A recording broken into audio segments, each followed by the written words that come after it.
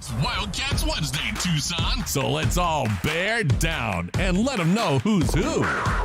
Wildcats Wednesday is brought to you by Tucson's PGA Tour Superstore. Shop the pros at PGA Tour Superstore. Stand up and show your Arizona pride today, Tucson. This is the undisputed home of the Wildcats. Wildcats Radio 1290. Let's go. Welcome, everybody. It's the Rich Ferreira Radio Show here on Wildcats Radio 1290. How many days away are we, Dragon Ball, for the beginning of Arizona football? Arizona will take on San Diego State September 3rd. You'll hear it right here on 1290. How many days, Dragon Ball? We are at 16 days, 21 hours, and 29 minutes. See this? Goosebumps. I'm getting that excited. You know what? I'm beginning to drink the Kool-Aid. I'm beginning to get excited. I'm beginning to see that flash that we haven't seen in quite a while around these parts. I'm beginning to buy into this is going to be a decent season. All right, so I'm not drinking the Kool-Aid 100%, but I think it's going to be a decent season of Arizona football. It's going to be a lot better than it was last year, I'll tell you that, simply because the athletes are better. They're in better shape. It's deeper. Arizona will have a better football season this year than they did last. Oh, Rich, way to go out on a limb. You know what? That's what I'm going to do today. How many days away are we, Dragon Ball? 16 days, 21 hours, and 28 minutes. All right, 16 days away. Come on, let's get after it, Arizona Wildcat fans. I got here in one piece. I'm surprised I got to work today in one piece, Dragon Ball. I've been dealing with car trouble for the last 12 hours. Oh, no. It sucks. Am I the only one who feels like when I get in my car, I should have a reasonable expectation that my car should start? I mean, there's a reasonable expectation of that, I feel like. Yeah. Well, I mean, listen, I've had hoopties before where I put the key in like, oh, God, I hope this thing turns over. Yes, I can get somewhere. But at my age, I expect my car to start. So last night I went and hung out with my friend Brother John. So I went to Brother John's barbecue after work. My wife came by. We went by. We hung out with Brother John last night. I should have invited you. How come I didn't invite you? Because usually I'm getting at home and just going to sleep, so I probably missed your call. No, I didn't call you. Oh, no? Okay. I should have. I feel bad now. That's now fine. that I'm telling you the story, I went and hung out without you. Now I feel bad. By the way, and here's why I feel bad. You know what people were telling me last night? What's that? That I'm too mean to you. It's part of the show. Wait a minute. You're not going to defend me? Was I supposed to? I don't know. They said, yeah, you pick on Dragon Ball. He goes, actually, what Brother John said last night was, you know, you're being a lot nicer to Dragon Ball these days. I said, why? Was I mean to him before? He goes, well, a little bit. Then somebody else goes, yeah, you're mean to him all the time. I'm like, do you ever hear what comes out of his pie hole? Yes, I'm mean to him all the time. I mean, you're talking to a guy who's who's very contrarian, I believe was the word that we used earlier. That's it exactly. Anyway, so I'm glad. So last night, car wouldn't start. Had to call a tow truck. Car wouldn't start this morning. Tried to get to work. Not sitting side of the road. But I got it fixed now, so at least I got to work on time. You don't have any of those like pocket jumpers or anything like that? Because I got one of those in my car. I should get one. It's actually pretty cool, the one that I got, because it not only is it good if you would have come to dinner with me, then I would have been able to jump your car. I would have been able to jump your car, actually. Darn it. But I'm mad because I missed practice today because I couldn't get out there waiting for AAA. My streak of missing practice, my streak of being at every practice is now done. You were just my perfect attendance. You were just talking about your perfect attendance yesterday. That I jinxed my myself. good sir, is karma. Yeah. Somebody was like, "Oh, you're already thinking you're going to see? Okay, something's going to happen." Michael Lev from the Arizona Daily Star has perfect attendance. Mm-hmm. Darn it! There goes my perfect attendance. I'm sure Jed will still give you something out of the goodie bag. Well, no, he said if you got to 10 practices, you win something. Okay. But my perfect attendance is gone for training camp. Darn it. Stupid battery. You reached the 10 practices mark, so you'll at least get something in the goodie bag. Exactly. So I'm upset about that. But other than that, we're going to have a pretty good show today. All right? I promise we're going to have a pretty good show today. Coming up on the program, Lane Higgins is going to join us for the Wall Street Journal. Woohoo, look at that. We're getting somebody from the Wall Street Journal. Wall Street Journal. All right, listen, we go big. We don't just bring you the same guests you hear day after day after day after day after day. No, we go outside.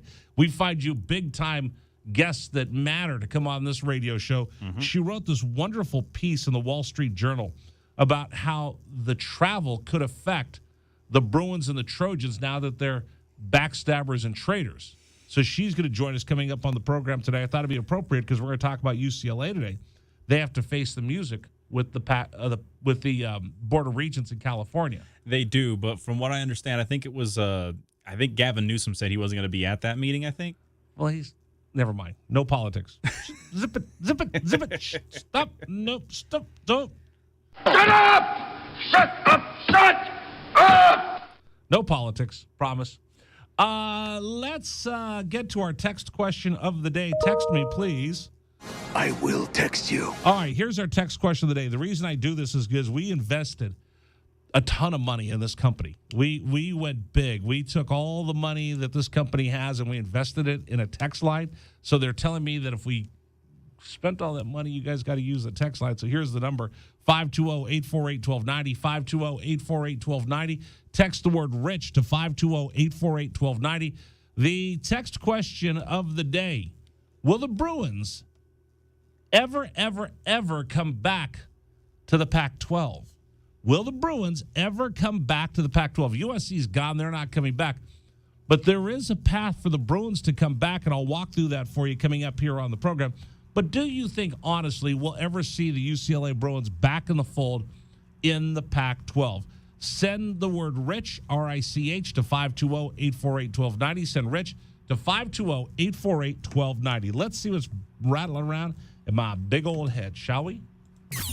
Warning. The following segment might trigger some listeners, and 1290 does not take responsibility for the following content. What the hell is going on? It's time for the list as we explore the sick, twisted mind of our host, Rich Herrera. And that's when things got bad. And the list of things he is thinking about in that huge size 8 Chrome Magnum head of his. Look at the size of that boy's head. That's like an orange on a toothpick. You're gonna give the boy a complex. Well, that's a huge noggin.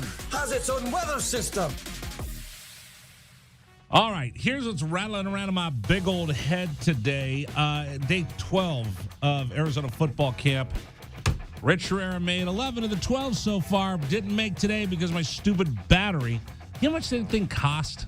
I remember when I was a kid and we had to go get a battery. We'd go down to the store and we'd get a battery from Sears or one of those places, and it was like $30, $40, $60 for expensive battery. Hundreds and hundreds and hundreds of dollars for a battery now. It gets pretty pricey. It can get pretty pricey if you got a battery drainer. And I got so much, I got a Jeep Cherokee and it's got so much bells and whistles in it. I don't even know where the battery is. I couldn't even, I keep teasing you that I'm going to take your man card away today. Right. Totally emasculated because I didn't even know how to change. I couldn't even have changed the battery if I could have got it to Pep Boys. It's not easy with certain cars because now you've got like a whole like flab of plastic that's over the top of it now. And things mine like comes that. in this very nice little felt cover over the top of it. My car's a little bougie. I got the top of the line Jeep with all the bells and whistles. The guy just looked at me and goes, "Wow, what a nice car." I said, "Thanks." And I'm like, I don't even know where the battery is. I barely know how to open up the hood. I'm ashamed of myself today. It happens. I'm ashamed of myself today. Now I know what it feels like to be you. Just kidding. I'm just kidding. People said to be nicer to you. Don't forget our poll question, our text question of the day, 520-848-1290. Text the word RICH to 520-848-1290. Do you think there's a snowball's chance in Hades that the Bruins will ever come back to the Pac-12? Tell me. Text the word RICH to 520-848-1290. Anyway, we're getting closer and closer to Arizona football now. How many days away, Dragon Ball? We are once again at 16 days, 21 hours, and now 20 minutes from kickoff. All right, 16 days out. I'm starting to feel better. I'm starting to feel a lot more optimistic I did during the spring game. In fact, Dragon Ball, I'm thinking of putting my money where my mouth is. And how would you plan on doing that? Well, I'm going to bet the future. Oh, okay. I'm going to bet Arizona to win the national championship and put $5 on it and see what kind of odds I get. I mean, $5 isn't a bad bet. No, just for fun. Yeah. If I win, I'll buy you a reasonably priced meal. Sounds good to me. No. I'm thinking of betting. Do I have the guts to bet against other towns? Should I, Dragon? I'm gonna have to think about this. What can I bet other towns? Like when Arizona plays San Diego State, should I call the San Diego State sports talk station and throw down a bet in their face? I think that'd be fun. I think at the very least it's a fun way of interacting. A burrito versus, what do they serve in San Diego? California burritos? You know what a California burrito is? No. It's a burrito with French fries in it. Oh. I don't know why it's called a California burrito, but that's what they eat in San Diego. Well, we'll have to think about that. But the ridicule I'll get if I just call up and I start talking trash in Salt Lake City and in Boulder and Los Angeles. I call up to Tempe Normal. The key is not to talk trash. It is to simply present a friendly wager. I call out to Starksville and go, hey, listen, you SEC honks. You're going to come out here and we're going to kick your butt. All right, I'll have to think about that. Yeah, I would say no trash talking. Just present it as a friendly enough wager. That would be my approach. Okay. How long have you known me? What are the chances of me just doing it politically correct, nice, and genteel? I know that that's not likely. Yeah. But at the same time, it's something that I have to at least suggest it. All right. We'll see.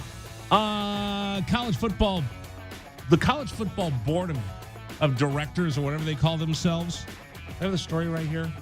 Yeah, College Football Playoff Board is beginning talks.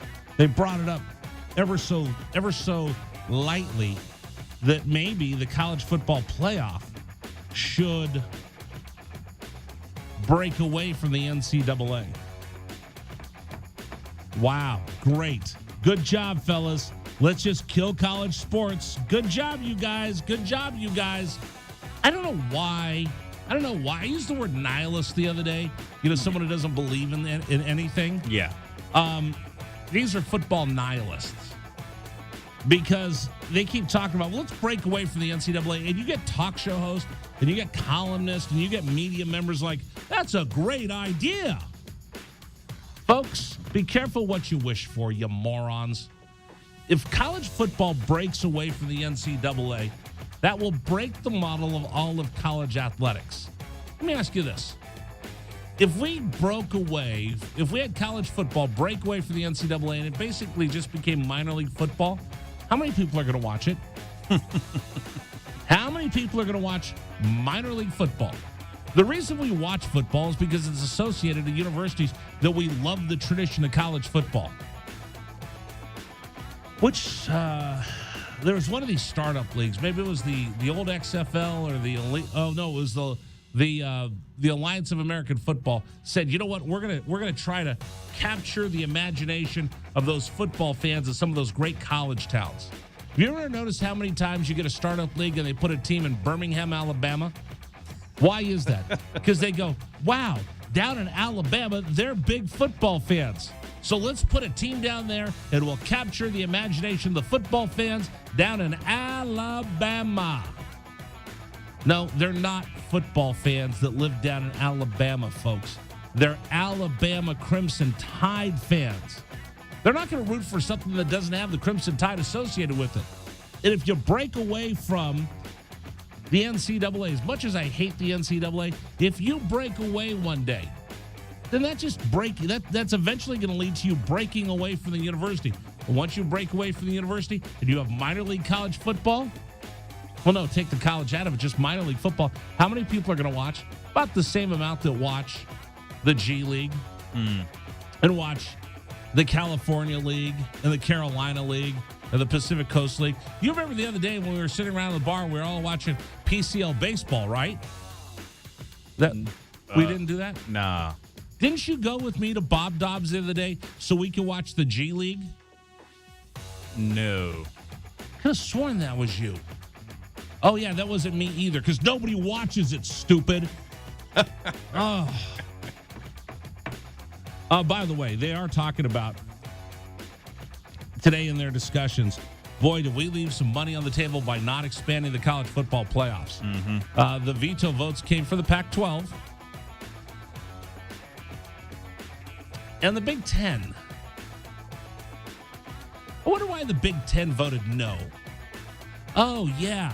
Maybe, just maybe, they helped influence the Pac-12, although, you know what? We're big boys. We make our own mistakes. But at the same time, the Big Ten was saying, no, let's not expand the college football playoff. What were they doing? Psst, psst. Hey, University of Southern California, you know what sucks is you guys never get a chance to get into the college football playoff. You know, if you come over here to the Big Ten, you could come to the college football playoff every year because we're a super conference. So I don't know about you guys, but boy, you look so much better in the Big Ten. Yeah, the Big Ten votes no on college football playoff expansion. We'll stay at 4 teams. See, the college football playoffs is going to stay at 4 teams. You're never going to get there if you're in the Pac-12. You should come play with us in the Big Ten. Scumbags. Ouch.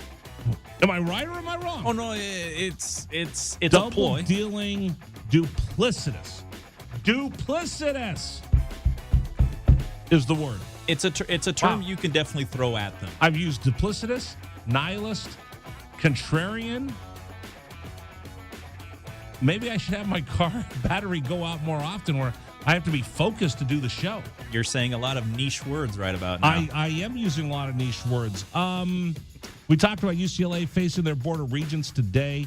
I'm going to go in a little bit more detail on why it's not a clear-cut path for UCLA if they go to the Big 12, or excuse me, the Big 10, that they're going to get all the windfall that they think they're going to get.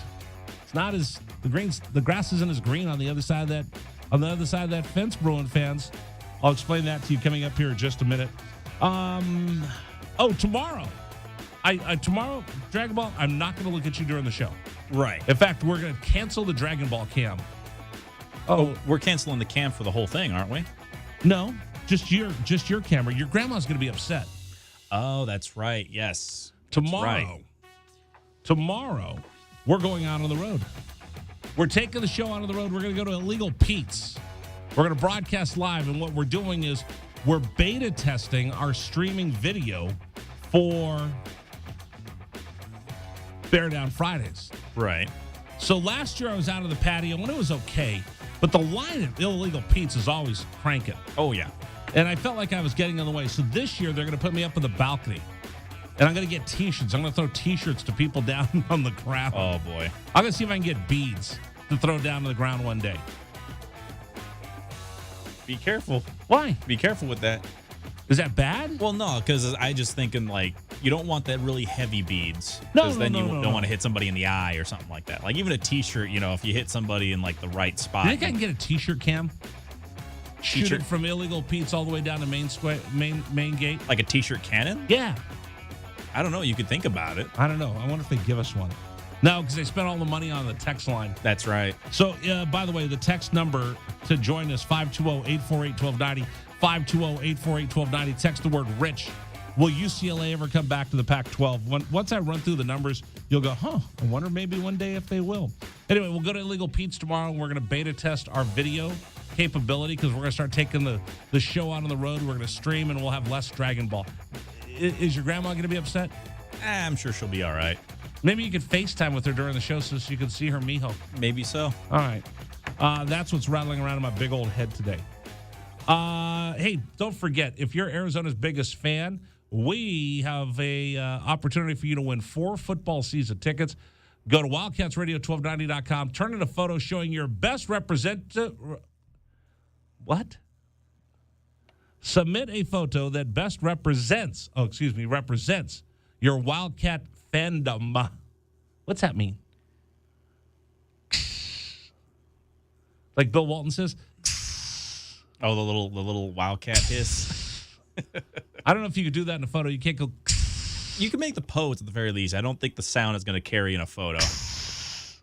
Go to WildcatsRadio1290.com, submit your photo, and you might win 4 season tickets to Arizona football. All right, coming up, I'm going to run through the numbers, what UCLA might get hammered with, and the deal might not be as good as they think it is. Also, coming up, we're going to talk with a reporter for the Wall Street Journal who really is going to tell you why UCLA student-athletes are going to be a little sleepy when they move into the Big Ten. That's all coming up here on 1290.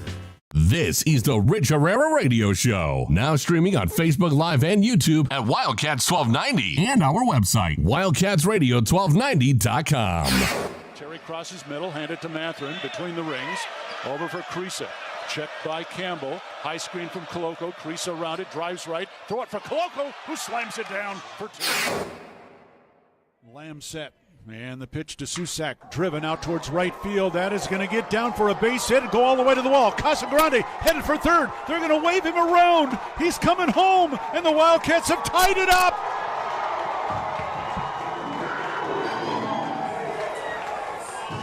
Susak with an RBI double to right center. And we're still playing ball. Tied at 16 in the bottom of the 10th. Shot blocked by Koloko, who grabs it out of the air. Ahead to Dalen Terry, Arizona with the ball, minute 30 to go, and a 6-point lead. Juzang working right, drives to the bucket, put up, blocked by Koloko, grabbed by Larson. Arizona ball, 38 seconds left. For Bernard, goes right, blocked by Ballo, grabbed by Matherin. Arizona ball, 22 seconds left. Campbell down for the Bruins, throw it out to Riley. He'll shoot the 3, blocked again by Koloko. Ballo grabs it, it's over. Championship to Tucson. Hey, sports fans, it's Rich Herrera. Thank you so much for tuning into our stream. We'll be back in just a bit. Until then, how about some Arizona Wildcat highlights? 4th down and less than a yard. Trojans will go for it in a tie game. Slovis out of the shotgun. Step to his left. Step the handoff. Into the backfield and drop. No gain, loss on the play. Cats take over. That's a huge play by Arizona. Explosive play in the backfield that time. Shot blocked by Koloko, who grabs it out of the air. Ahead to Dalen Terry, Arizona with the ball, minute 30 to go, and a 6-point lead. Juzang working right, drives to the bucket, put up, blocked by Koloko, grabbed by Larson. Arizona ball, 38 seconds left. For Bernard, goes right, blocked by Ballo, grabbed by Matherin. Arizona ball, 22 seconds left. Campbell down for the Bruins, throw it out to Riley. He'll shoot the 3, blocked again by Koloko. Ballo grabs it, it's over. Championship to Tucson. Dalen Terry quickly the other way, out to Tabellas, down the lane to throw it down with the left hand. Look out. The locomotive slams it home. Hey, sports fans, it's Rich Herrera. Show will be back in just a little bit. Thanks for tuning into our stream. Until then, how about some great moments for the University of Arizona Wildcats? 4th down and 2, Arizona. Down 14-0. Wildcats on 4th down this year are 12 of 20. Offset backfield. Plummer to throw the ball, looking, throwing towards the back of the end zone, and it's caught! Touchdown, Arizona! Oh, did they need that? My goodness, Booby Curry had to leap in the air to take the ball over the top of the defender, and the Cats are on the board. ASU with the ball, down by 11, 3 have to go. Steal by Koloko. He's going to drive the other way and slam it home, and foul by Lawrence. Why Lawrence contested the big man, Christian Koloko, with defensive steal and flush. Lawrence picks up his 3rd foul. Big guys love to play point guard. Koloko looked like one driving down that was from midcourt. 3-point lead again for TCU. Down to 30 seconds left. Matherin with the ball for the Wildcats. Matherin around a Koloko screen, picked up by Lampkin. Go outside for Koloko, feed it to Terry, right corner. Terry can't go baseline, circles back out top to Matherin. 10 to shoot, 16 left in the ballgame. Matherin, 3 balls straight away, good! That's a huge shot for Ben Matherin in Arizona. Timeout TCU. This ball game is knotted up. 12.6 seconds to go. Ben Matherin drains a deep 3 from straight away. He's got 24 points, and we're all even. Hey, sports fans, this is Rich Herrera. Thanks so much for tuning into our stream. Back in just a bit. Until then, how about some highlights from the University of Arizona? McLeod's going to line up under center. Wiley, the running back. Receiver either side. 2 tight ends. Oregon, 5-man front. They shift. Play fake, rolling right. McLeod looking to throw. Going deep. Down, trying to find Berryhill. Makes the catch inside the 25-yard line. Still loose inside the 15. First down, Arizona. What a play by McLeod. He was smacked, but he had the presence of mind to know where Berryhill was. He threw the ball. He underthrew the ball, and Berryhill was looking back at it and made a great play on the ball. An amazing play by Jordan McLeod. Brown will take the snap a yard deep in the end zone. Straight back to throw. Has some time. Steps up in the pocket. The Wildcats have got him for a safety. Second safety Arizona has recorded this season.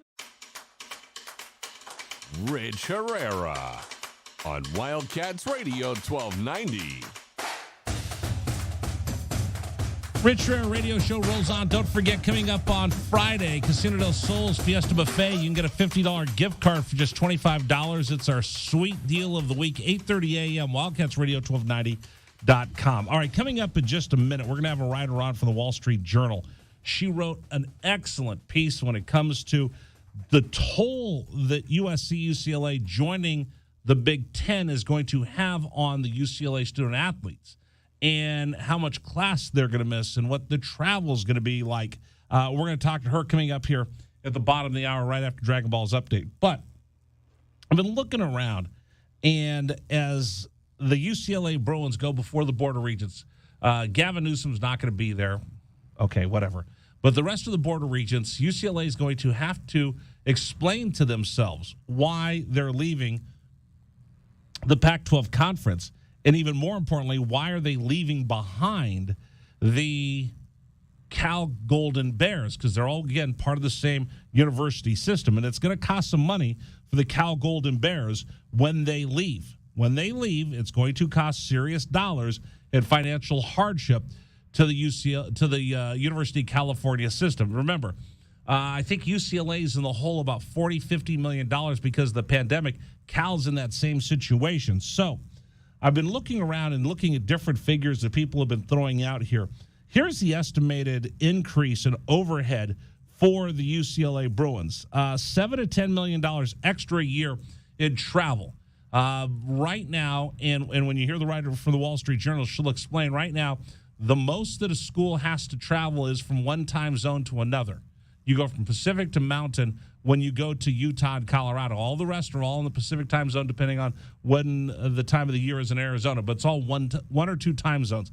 You're going to go across 1, 2, 3 time zones, 4 time zones at times when you're traveling across the Big Ten, because you go all the way from Maryland to New Jersey to Los Angeles. It's going to be long road trips. So you're talking about $7 to $10 million in extra travel for them. The athletic department is going to have added overhead because you're going to need more tutors, more support staff, more folks as you grow this thing and you play in this gigantic super conference. So the estimate is about $10 to $15 million in additional expenses just to play into the conference. So you're going to be so now you're looking at another $25 million. Okay, we asked the former president of Fox Sports. I said, how much do you think the Pac-12 is going to get in their new deal without UCLA? He said it's going to max out about $40 million for each school. So I'll calculate this for you. Are you ready? For the UCLA Bruins, they're looking at, I'll give them $10 million. I'll say about $20 million now we'll put it $25 million. $25 million in added expenses for travel and extra support staff in order to have this school play in this mega conference. Now, here's the tough part. As they sit together at the Board of Regents, there's a good chance that the Board of Regents could impose a financial hardship on the UCLA Bruins for their windfall of joining the Big Ten to help bail the Cal Golden Bears out of their financial ruin they've had after COVID. Remember, the University of Arizona got a bridge loan. The athletic department got a bridge loan to take care of the shortfall because of the pandemic, and they'll pay that back over the next 10 years. Arizona's solvent with that bridge loan. UCLA's not. Cal's not. So if UCLA gets this windfall and they get $75 million by joining the Big Ten, well, guess what?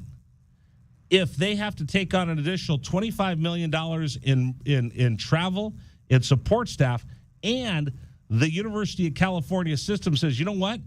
We're going to bang you $10 million. You need to give that money to Cal to help them get out of their financial hole. You're looking at about what am I figuring here? $35 million in additional overhead expenses for the UCLA Bruins, if they end up taking $10 million away, which is a definite possibility after they come out of this Board of Regents meeting.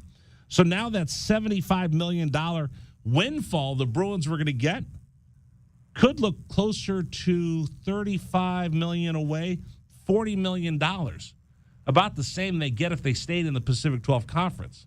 If they come back to the Pac-12 Conference, the money that the Pac-12 is going to get from ESPN would go higher because you'd have the Los Angeles media market back in there again. Remember, the Big Ten only wanted USC. They took UCLA to block the Pac-12 from being in that media market in Los Angeles.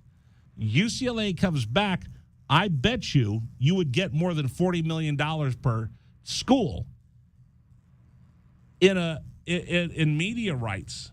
So for UCLA, you're not gonna realize the huge windfall that you thought you were going to realize in the first couple of years of this deal.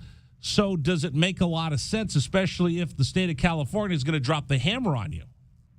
Just something to think about. Again, our text question for you today is, I will text you. Yes, text me, 520-848-1290, 520-848-1290. Text the word RICH to 520-848-1290. Coming up in just a second, we're going to talk with that writer for the Wall Street Journal, an interesting piece on the other half of the toll it's going to take for the Bruins and the Trojans to be backstabbers and traitors by joining the Big Ten. That's coming up after Dragon Ball gives you this update here on 1290. This is the Rich Herrera Radio Show. Now streaming on Facebook Live and YouTube at Wildcats 1290 and our website, wildcatsradio1290.com. Terry crosses middle, hand it to Mathurin between the rings. Over for Krisa. Checked by Campbell. High screen from Koloko. Krisa around it, drives right. Throw it for Koloko, who slams it down for two. Lamb set. And the pitch to Susak, driven out towards right field. That is going to get down for a base hit and go all the way to the wall. Casagrande headed for third. They're going to wave him around. He's coming home, and the Wildcats have tied it up.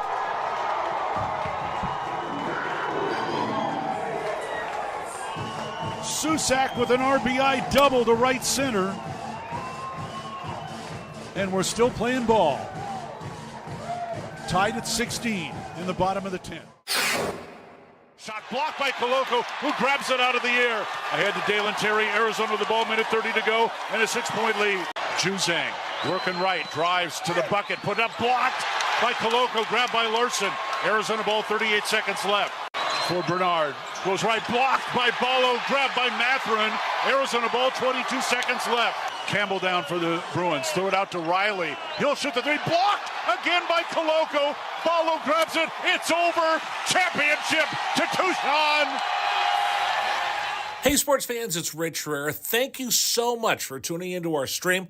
We'll be back in just a bit. Until then, how about some Arizona Wildcat highlights? Fourth down and less than a yard. Trojans will go for it in a tie game. Slovis out of the shotgun. Step to his left. Step the handoff. It is good. Backfield and drop. No gain. Loss on the play. Cats take over. That's a huge play by Arizona. Explosive play in the backfield that time. Shot blocked by Koloko, who grabs it out of the air. Ahead to Dalen Terry, Arizona with the ball, minute 30 to go, and a 6-point lead. Juzang working right, drives to the bucket, put up, blocked by Koloko, grabbed by Larson. Arizona ball, 38 seconds left. For Bernard, goes right, blocked by Ballo, grabbed by Mathurin. Arizona ball, 22 seconds left. Campbell down for the Bruins, throw it out to Riley. He'll shoot the three, blocked again by Koloko. Ballo grabs it, it's over. Championship to Tucson. Dalen Terry quickly the other way, out to Tabellis, down the lane to throw it down with the left hand. Look out. The Locomotive slams it home.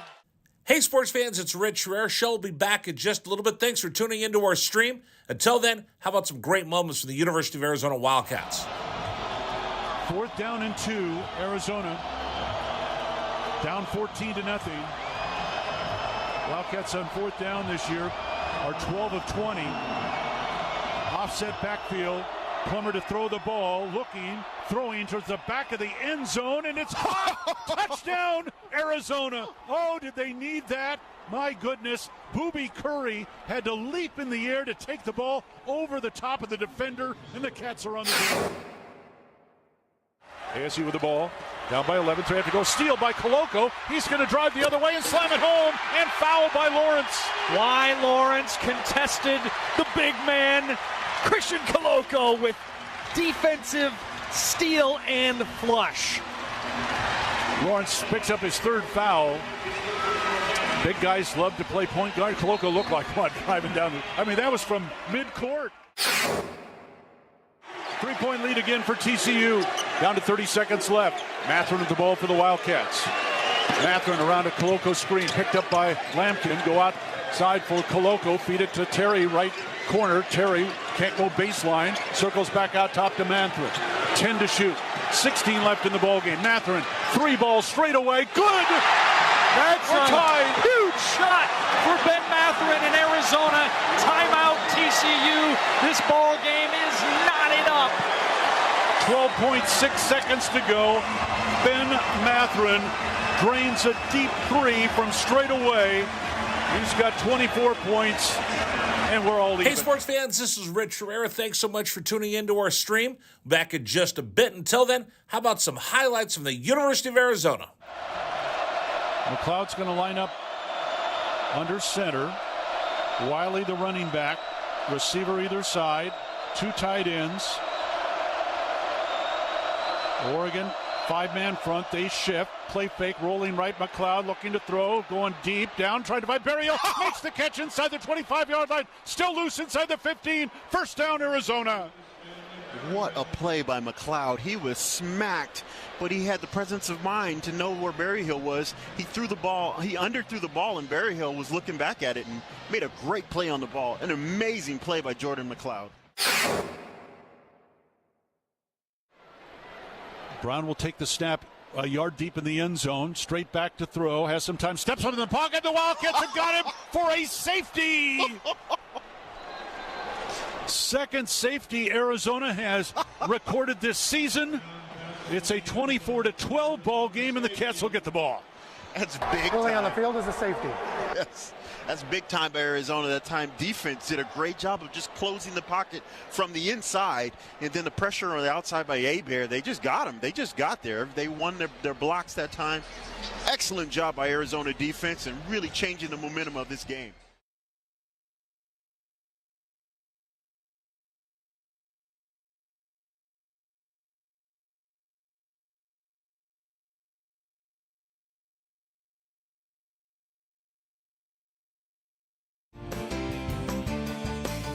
This is the Rich Herrera Radio Show. Now streaming on Facebook Live and YouTube At Wildcats 1290. and our website, wildcatsradio1290.com.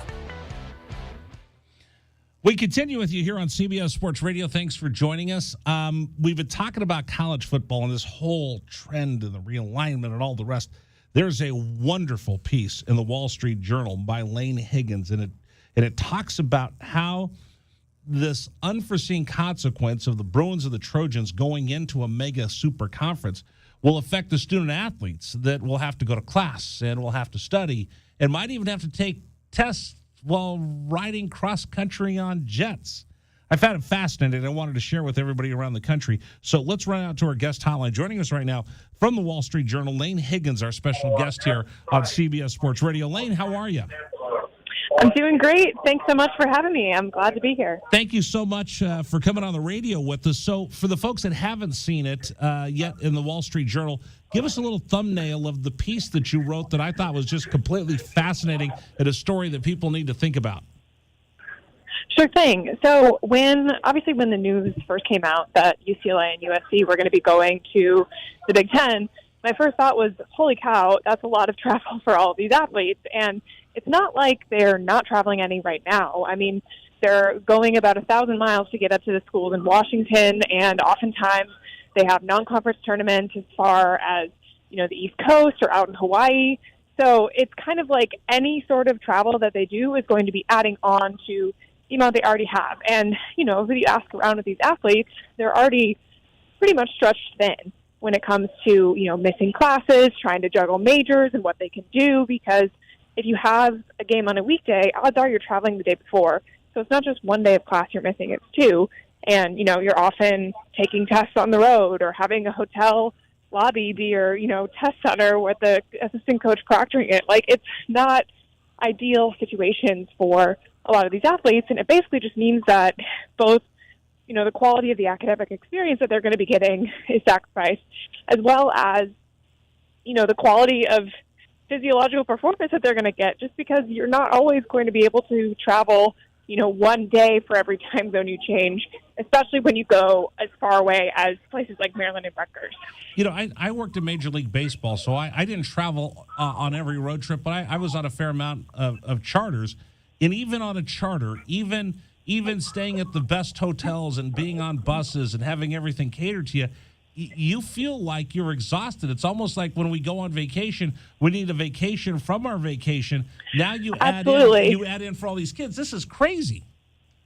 Oh, it is. And, to your point, if you are, playing an evening game on the East Coast, you can maybe charter a flight to fly home that night, but it's still like you're going to be getting home at, 3 in the morning, and then maybe you're not missing the next day of class, but if you're getting home super late and have an 8 a.m. class, that's going to be hard to turn around and make that. So I think it's the stuff that's not exactly clear when you just look at how many days you're missing. It's all of the stuff around it that just makes, being a student athlete so much harder than being a regular college student. Lane Higgins joining us right now for the Wall Street Journal, our guest here on CBS Sports Radio. Now, I talked about that because there were times where we would go on a cross-country trip and we'd get to Denver at 5 in the morning and, you'd roll in and you wouldn't get your bags till the next morning. And I didn't have anything to do until getting to the ballpark late that afternoon. I didn't have to get up and study. I can't imagine some of the predicaments they're going to find themselves in. You had a couple of examples of kids that were taking tests in places that I would never think of they would be asked to take a test. Oh, yeah. I mean, I spoke to a fair amount of the golfers that formerly played at UCLA, just because golf is one of those sports that, even though it doesn't appear this way, they miss a ton of class because oftentimes their tournaments happen on weekdays when, the courses where they're playing aren't open to the public or where there's less foot traffic. So that's kind of just the agreement there. So, if you get a weather delay and you're golfing for 4 hours and you don't get back to the hotel until like 10 p.m., oftentimes okay, go take your midterm now. Or, one of the golfers I spoke to said that she had to take in a blue book exam literally on the tray table in the middle seat on a flight back from Hawaii to LAX, which is just mind-blowing to me. And, you can imagine if you have a crying baby behind you, that's not exactly an ideal test-taking scenario by any means. And, these athletes are quite good at managing their time. They have a lot of resources available to them with academic support. And, it takes a certain kind of disciplined person to be a D1 athlete in the first place. But it's not like this is going to get any easier. The interesting part, I thought, was the majors. And I see this throughout college athletics. It's gotten better, but there's certain majors that if you're an athlete, you just can't be a biology major or a physics major and manage your time. And that's with just traveling within the one time zone. Now, if you're going to go cross country, and by the way, the kids at Rutgers and Maryland and Michigan and Purdue are also going to have to be flying out to Los Angeles. So it's not the Bruins and the Trojans. The rest of these kids, how are they going to get to their biology final? Exactly. No, I mean, it's going to be everyone in that. And, you look around, there's not a lot of starters on teams that are pre-med. Whether they wanted to be doctors or not, it's just because the, course requirements, either there's labs and it's really hard to make those up, or it's so hard to miss the lecture in a class that, it just doesn't make sense to do it. Or, the time of day when the class is offered might conflict with practice. So it's a phenomenon called clustering, where you end up getting a lot of athletes that end up being the same majors because it sort of gets passed down, of advice either from the academic support of the university or from teammates saying, hey, I tried to do this. It was really hard and it just didn't work because, it's not like they can sign up for any class and scrape by with a 2.0 GPA. They have to hit a certain minimum to be eligible by the NCAA to play. So it's not just that you have to take these classes and pass. You have to pass and then pass and then some. So it makes it that much more difficult for a lot of these athletes. And, I was an athlete in college, and one of the majors or one of the schools within undergrad was a nursing school, and, their junior and senior year, they had a ton of clinical experience, and it was just a lot of hours they had to spend in the hospital. And basically there was no athlete anywhere at the school who was a junior or above who was a nurse because there's not that many hours in the day. My son's a Division III baseball player, and there's days where he just tells his coach, I can't go to practice. He goes to a service academy. I can't go to practice today because I've got such a tough academic load that it doesn't work. That works Division III. It doesn't work Division I.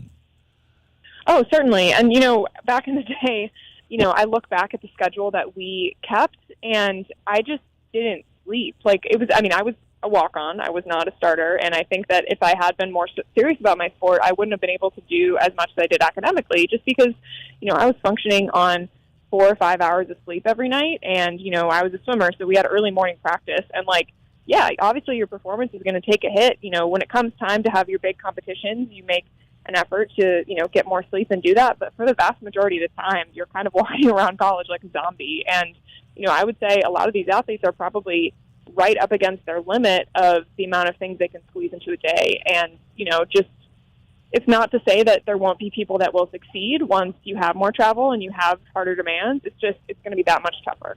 Well, Lane, you touched on this in your article, that there is physiological demands on your body of traveling cross country, having jet lag. Absolutely. It's a real thing, right? Yeah, and there's been lots of studies done, more amongst athletes that compete internationally, where they're going 6 or 7 time zones. But the general rule of thumb is that you need 1 day for every time zone you travel. Obviously, if it's one time zone, you might not be that jet lagged, and you can kind of overcome it by maybe going to bed a little bit earlier in advance, which is something that these athletes, at USC, UCLA already do when they go to places like Boulder and Salt Lake City. However, you're not going to be able to do that if you're going to the East Coast or even 2 time zones. And there was a study done, more of a qualitative one, by a professor at Bowling Green State, and they interviewed D1 hockey players and football players, and a lot of them said, yeah, even if it's just a bus ride, you get tight and crampy, and if you have an injury, maybe that's not helping it. And, it's hard to feel like you're really fresh and ready to go every week when you're traveling with that much. So it definitely is a real thing. Maybe it's not as quantifiable as 1 touchdown less per game, but it's going to be harder for these athletes to get the most out of the performance. Well, and once you're tired, once you're fatigued, that's also when injuries are more likely to happen. And I know when I traveled, and I'm not on the road as much as I used to be, but there are times where I'd wake up in a city and I look and I go, what Marriott am I in and what city am I in? And I had no idea where I was when you travel that much. Totally. And I imagine that these kids are going to be facing something similar. Who knows? If it's a charter, it maybe is going to be a little bit easier. And, I have no sense of whether this is happening, but, coincidentally, the same day that my article published, there was a story that American Airlines is looking into supersonic jets. So maybe that's the future of the Big Ten. Who knows? Maybe. Okay, flip side of this, and you were very fair in your article. That's why I loved it so much.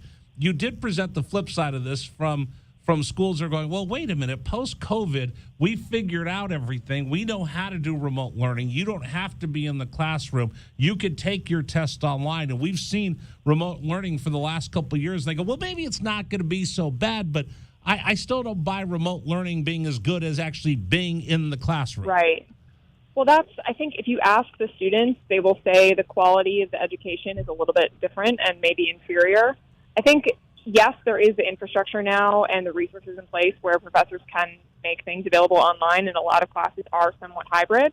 But, it's not like that's the fix for everything, because group projects yes, you can maybe do it by texting, but it's a lot easier when you're just in a room together, studying in that way. And there are certain things that still just don't translate well. And I'm imagining that as, colleges sort of return to this more in-person model, people are a little bit more starved for those kind of interactions they weren't able to have. So it's not clear if, everything is going to stay as virtual and flexible.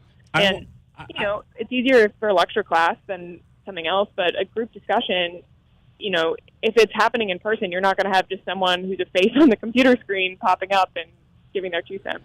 I watched my son during COVID taking physics and calculus on Zoom, and I have no idea how he did. In fact, I think he bombed both times. He bombed both of those classes on Zoom. Those are things you can't do.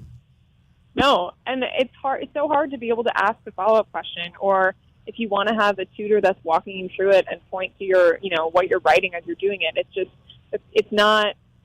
The technology is not quite there of what it needs to be to have the same sort of immersive experience. Yeah, the office hours aren't available. It's just not the same trying to get through. And I think you're the first one to really point this out, that we're going to see student athletes fall back into that thing that we saw in the 70s and the 80s and the 90s of everybody being a family studies major, because that was the easiest thing to get past. Right. I mean, that already happens. I mean, it still happens. Like, you think back, it wasn't that long ago that North Carolina had that whole cheating scandal where there was basically a fake class where they would get credit hours and they didn't have to go or do anything. Like, those things still very much exist. And, it's even if it is a legitimate class, you might still get clustering. And, for example, for some reason, people have decided at the school I went that Hungarian is very easy to learn, and it would be one of the easiest ways to satisfy the language requirement. So like half of the lacrosse team and the football team spoke Hungarian, and they would speak to each other in Hungarian as they were playing because they all took it for the easy A. And, wow. You're going to probably see lots more of that. You know what? I don't think the travel is going to be that bad for football, which is driving all of this, because it becomes a 2-day road trip, a 3-day road trip. They charter. It's going to be a lot easier, but for all the only others, 6 a year. Yeah, there's only 6 a year. But for everybody else, this is a swimmer. For the Olympic athletes, this is going to be a real challenge. Right, and it depends on what the sport is. Like more individualistic sports like cross country, track, golf, and swimming, you actually can do some sort of regional and combined meets where you're maybe going against multiple teams at once, and it reduces the travel. But for sports where there's a head-to-head, like your soccer, volleyball, even tennis, that becomes really, really tough because the traditional structure is that you play every team once at home, once away. That might change once you get to 16-team conferences, and that there's just not enough room in the regular season for that many games. But you're still going to be on the road a ton. And again, it's really hard to find the balance of how do you get these athletes from point A to point B and give them the resources, because currently a lot of these athletes are, they're taking commercial planes. They're not taking charters because that's not in the budget. And, I spoke to a volleyball player at UCLA, and she said that, during her final year there, they actually took the bus to the schools in Arizona because of budget cuts because of COVID. So it's not like these athletes are getting the same sort of red carpet rollout that the sports that make the most money are. So it's the ones that are going to be impacted the most that are probably going to have the toughest, schedule ahead of them. Real quick before we let you go, in fact, you know what? Somebody's going to be trying to take a test in the airport, and you're going to hear babies yelling in the background. So I was going to say I am at the airport right now myself. So let me just ask you this: as a former athlete, as an Olympic athlete, playing in the Olympic sports, for us here on CBS, we've been talking so much through the prism of football or maybe men's basketball. What are we missing that we haven't thought about through the prism of the non-revenue sports? In terms of the move to the Big Ten, I do think that there is a lot of great opportunities for recruiting because, volleyball happens to be a sport where a lot of the hotbeds are in the Midwest.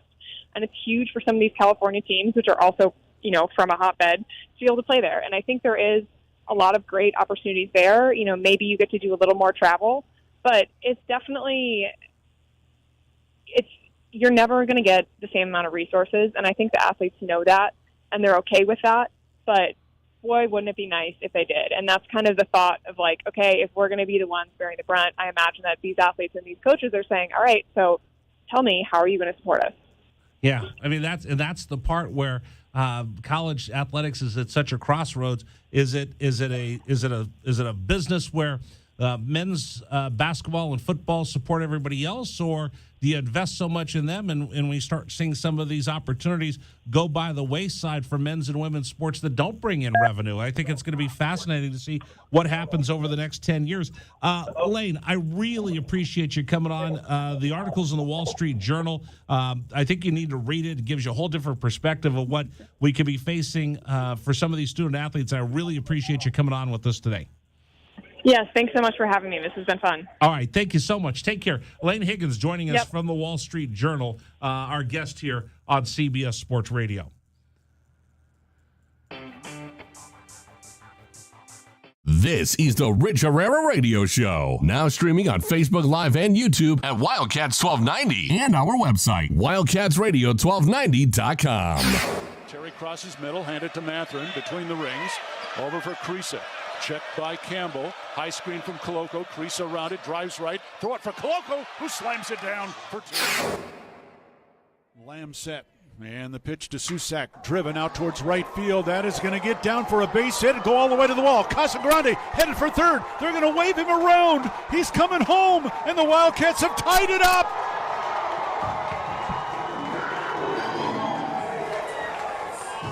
Susak with an RBI double to right center. And we're still playing ball. Tied at 16 in the bottom of the 10th. Shot blocked by Koloko, who grabs it out of the air. Ahead to Dalen Terry, Arizona with the ball, minute 30 to go, and a 6-point lead. Juzang working right, drives to the bucket, put up, blocked by Koloko, grabbed by Larson. Arizona ball, 38 seconds left. For Bernard, goes right, blocked by Ballo, grabbed by Mathurin. Arizona ball, 22 seconds left. Campbell down for the Bruins, throw it out to Riley. He'll shoot the three, blocked again by Koloko. Ballo grabs it, it's over. Championship to Tucson. Hey, sports fans, it's Rich Herrera. Thank you so much for tuning into our stream. We'll be back in just a bit. Until then, how about some Arizona Wildcat highlights? Fourth down and less than a yard. Trojans will go for it in a tie game. Slovis out of the shotgun. Step to his left. Step the handoff. Into the backfield and drop. No gain, loss on the play. Cats take over. That's a huge play by Arizona. Explosive play in the backfield that time. Shot blocked by Koloko, who grabs it out of the air. Ahead to Dalen Terry, Arizona with the ball, minute 30 to go, and a 6-point lead. Juzang working right, drives to the bucket, put up, blocked by Koloko, grabbed by Larson. Arizona ball, 38 seconds left. For Bernard, goes right, blocked by Ballo, grabbed by Mathurin. Arizona ball, 22 seconds left. Campbell down for the Bruins, throw it out to Riley. He'll shoot the three, blocked again by Koloko. Ballo grabs it, it's over. Championship to Tucson. Dalen Terry quickly the other way, out to Tabellas, down the lane to throw it down with the left hand. Look out. The locomotive slams it home. Hey, sports fans, it's Rich Herrera. Show will be back in just a little bit. Thanks for tuning into our stream. Until then, how about some great moments for the University of Arizona Wildcats? Fourth down and 2, Arizona. Down 14-0. Wildcats on fourth down this year are 12 of 20. Offset backfield. Plummer to throw the ball, looking, throwing towards the back of the end zone, and it's caught. Touchdown, Arizona. Oh, did they need that? My goodness. Booby Curry had to leap in the air to take the ball over the top of the defender, and the Cats are on the field. ASU with the ball, down by 11, so they have to go. Steal by Koloko. He's going to drive the other way and slam it home, and foul by Lawrence. Why Lawrence contested the big man, Christian Koloko, with defensive steal and flush. Lawrence picks up his third foul. Big guys love to play point guard. Koloko looked like what, driving down that was from mid-court. 3-point lead again for TCU. Down to 30 seconds left. Mathurin with the ball for the Wildcats. Mathurin around a Koloko screen, picked up by Lampkin. Go outside for Koloko, feed it to Terry, right corner. Terry can't go baseline, circles back out top to Mathurin.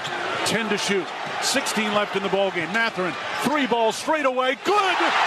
That's a huge shot for Ben Mathurin. Mathurin in Arizona. Timeout TCU. This ball game is knotted up. 12.6 seconds to go. Ben Mathurin drains a deep three from straight away. He's got 24 points, and we're all even. Hey, sports fans, this is Rich Herrera. Thanks so much for tuning into our stream. Back in just a bit. Until then, how about some highlights from the University of Arizona? McLeod's going to line up under center. Wiley, the running back. Receiver either side. Two tight ends. Oregon, five-man front. They shift. Play fake, rolling right. McLeod looking to throw. Going deep. Down, trying to find Berryhill. Makes the catch inside the 25-yard line. Still loose inside the 15. First down, Arizona. What a play by McLeod. He was smacked, but he had the presence of mind to know where Berryhill was. He threw the ball. He underthrew the ball, and Berryhill was looking back at it and made a great play on the ball. An amazing play by Jordan McLeod. We continue with you here on the home of the Arizona Wildcats, Wildcats Radio 1290. Rich Herrera along with Dragon Ball. Hello, Dragon Ball. Happy to be here, Rich. Happy to be here. No, say it right. Happy to be here. God willing, I can help the team. I don't know. I don't really do a lot of that, apparently. Yes, you do.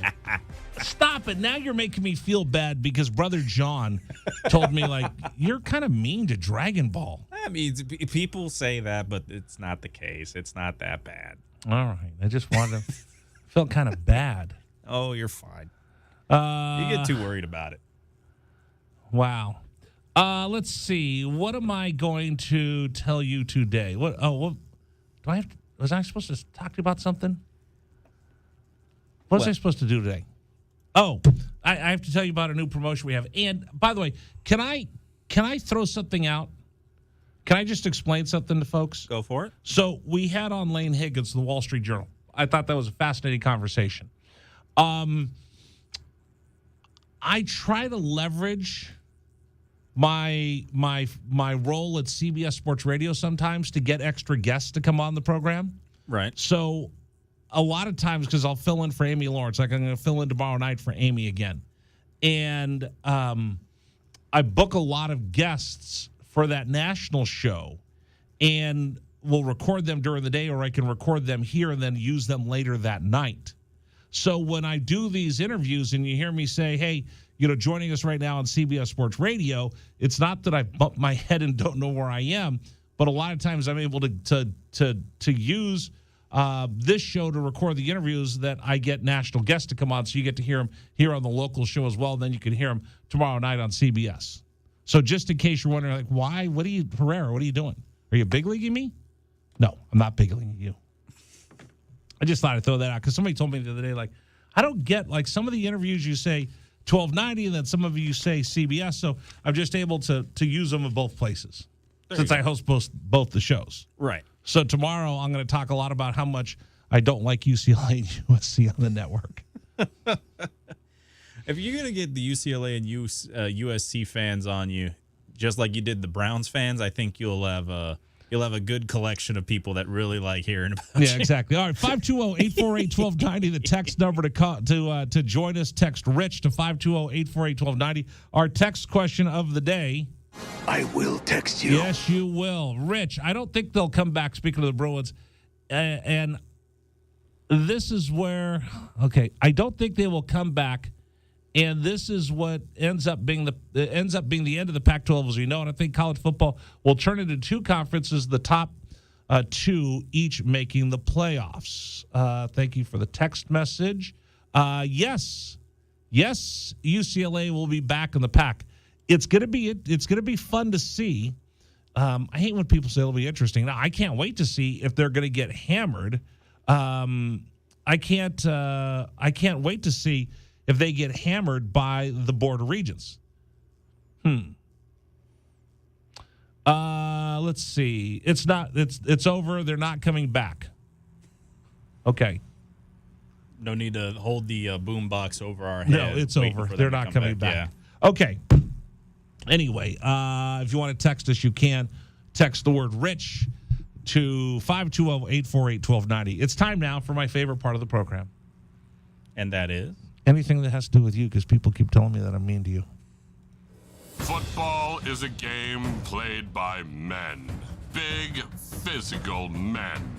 Men with ill intentions who wish to wreak havoc upon their opponents. It's a game based on land acquisition at the expense of your opponent, even if you must sacrifice your own body and health for the good of your team.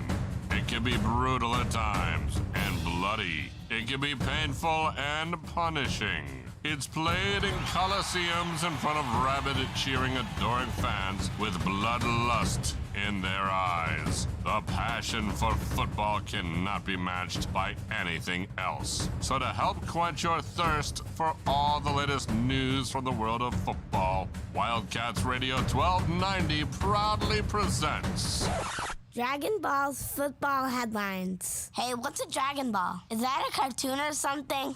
No, that's the producer who's going to be reading the headlines. Can you just say the name? Okay, here's Dragon Ball. So, our first headline, Rich, actually comes Headline. Our first headline is going to actually be a follow-up to a story that we had yesterday coming out of Green Bay, Wisconsin. The frozen tundra of Lambeau Field. Now, for those that don't know what we talked about yesterday, Aaron Rodgers had some choice words for his young wide receiver core. I didn't think we ran the ball very well, especially outside zone.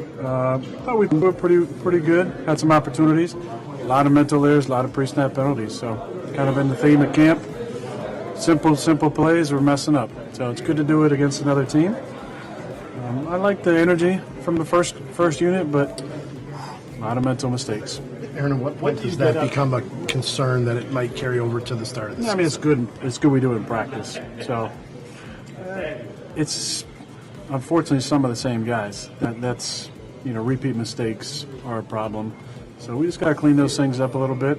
The young guys, they got to, especially young receivers, we got to be way more consistent. A lot of drops, a lot of bad route decisions, run the wrong route.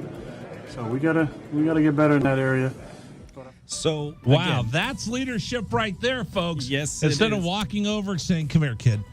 We can't keep making the same mistakes over and over again. Let me just throw everybody under the bus." So you mentioned walking up and talking to him.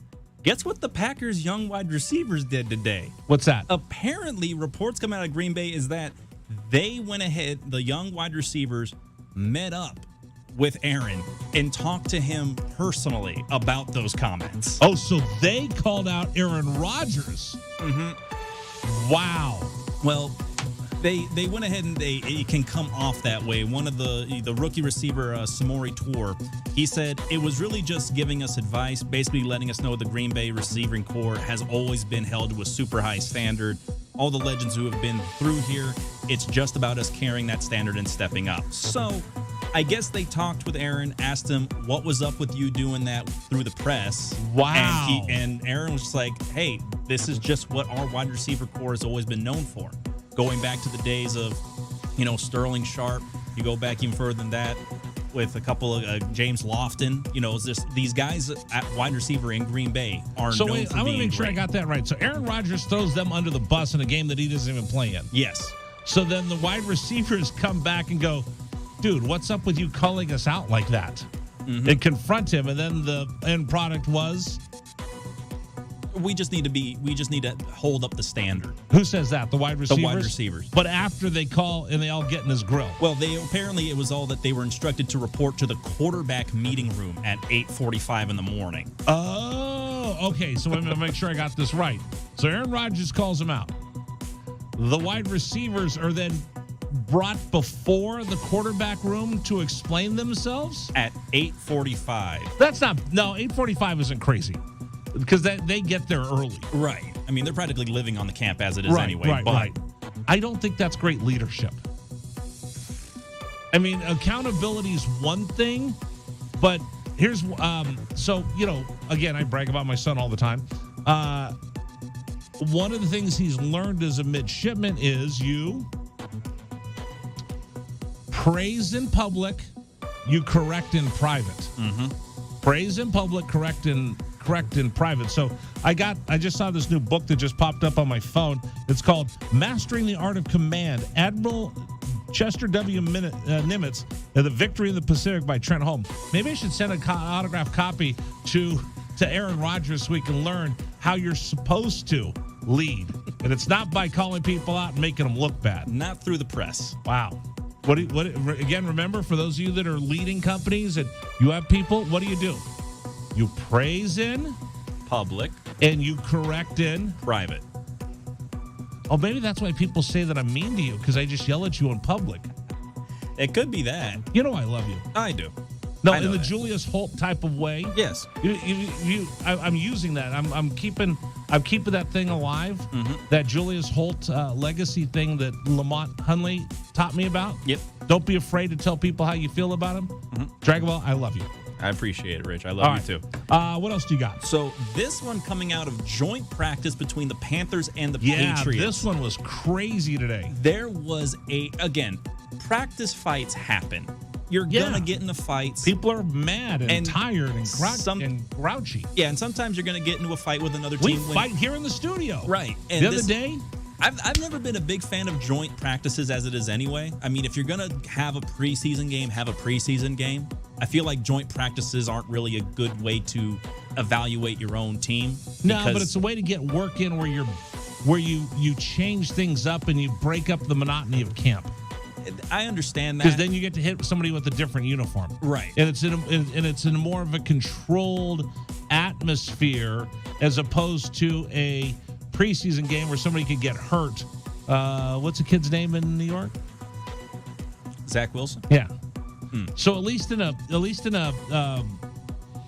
joint practice, joint scrimmage, you could say, hey, you know what? We're going to hit, but we're not going to take them down to the ground. We're not going to create piles. You can control the situation a bit better unless you're Dietrich Weiss Jr., Patriots defensive lineman, and Panthers star running back Christian McCaffrey, who continues to have issues with the injury bug and somehow found himself in the middle of a fight where he was pushed to the ground, and it ended up getting to a point where it spilled out into the fans, and a fan got hurt. I saw that they landed on a woman. Yes, a fan was hurt at the joint practice, which, again, I already have enough of an issue with the fact that it was Christian McCaffrey that got into this. Like, of all people that should have a calmer head to just walk away, it should be McCaffrey considering his injury history.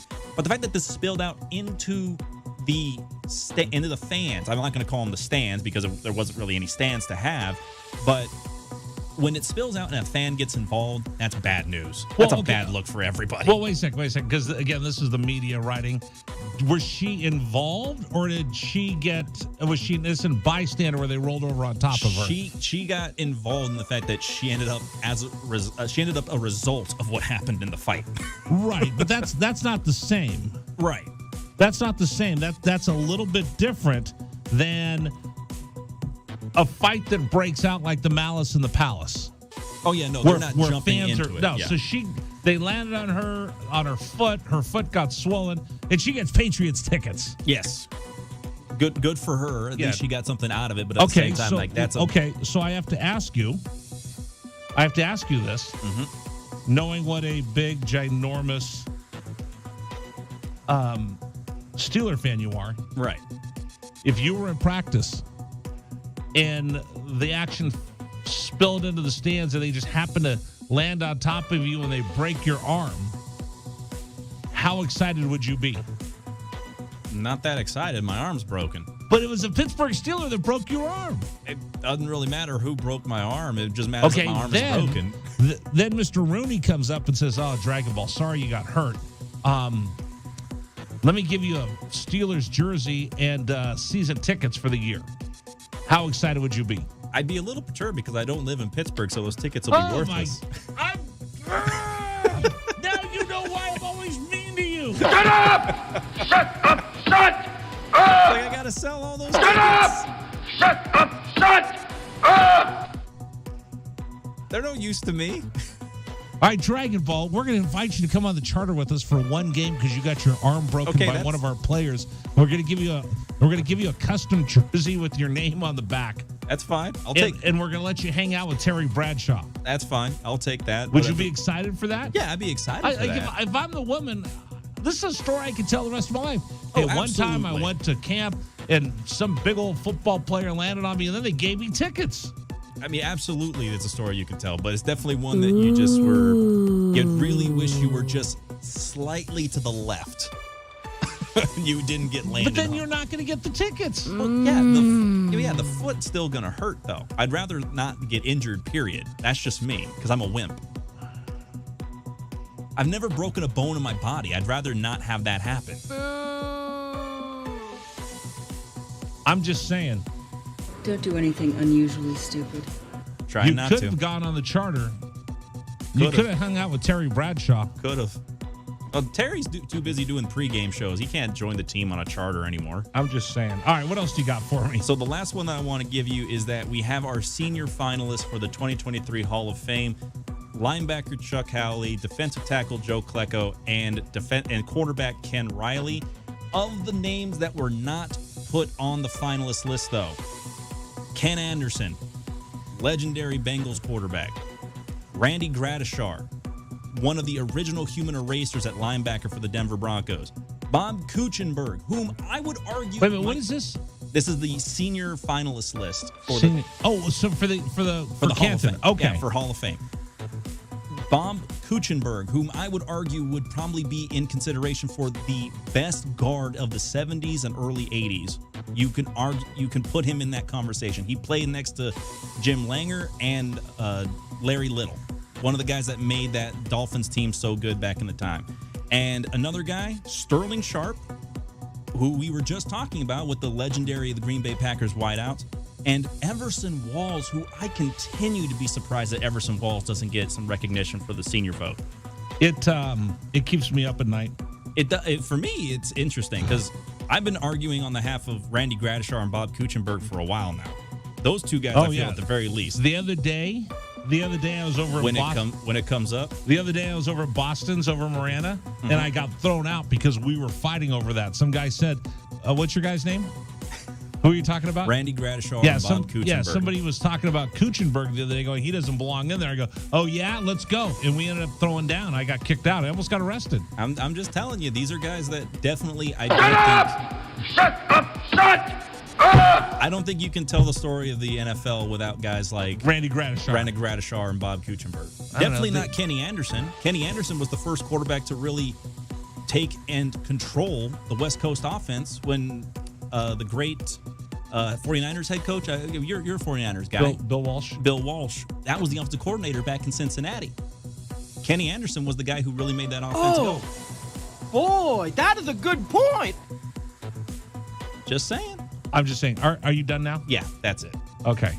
I've been watching this. John Wilner's tweeting stuff out from the that he's catching out of the UC Regents meeting. I'll give you some of the stuff. They actually released the report that they presented. And by the way, now they're calling it an interim report for the UCLA folks that want to tell the Board of Regents why we're bailing on the rest of the Pac-12. I'll give you a couple of the comments that Wilner's been tweeting out coming up next year at 1290.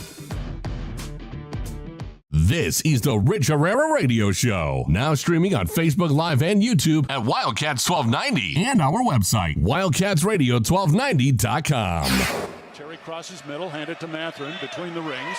Over for Creasa.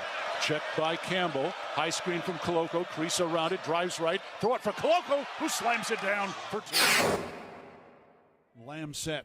And the pitch to Susak, driven out towards right field. That is going to get down for a base hit and go all the way to the wall. Casagrande headed for third. They're going to wave him around. He's coming home, and the Wildcats have tied it up.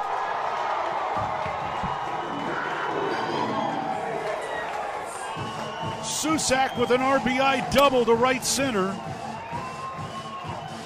And we're still playing ball. Tied at 16 in the bottom of the 10th. Shot blocked by Koloko, who grabs it out of the air.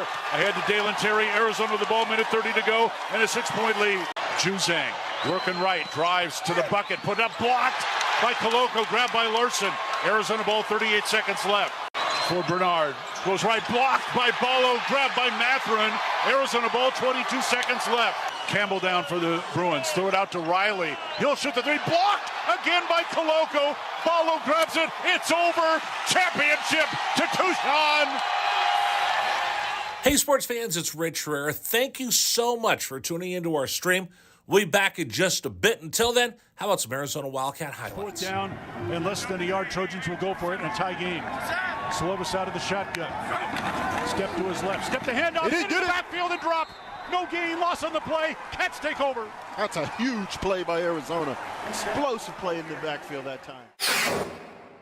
Shot blocked by Koloko, who grabs it out of the air. Ahead to Dalen Terry. Arizona with the ball, minute 30 to go, and a 6-point lead.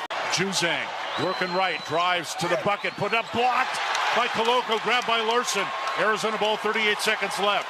For Bernard, goes right, blocked by Ballo, grabbed by Matherin. Arizona ball, 22 seconds left.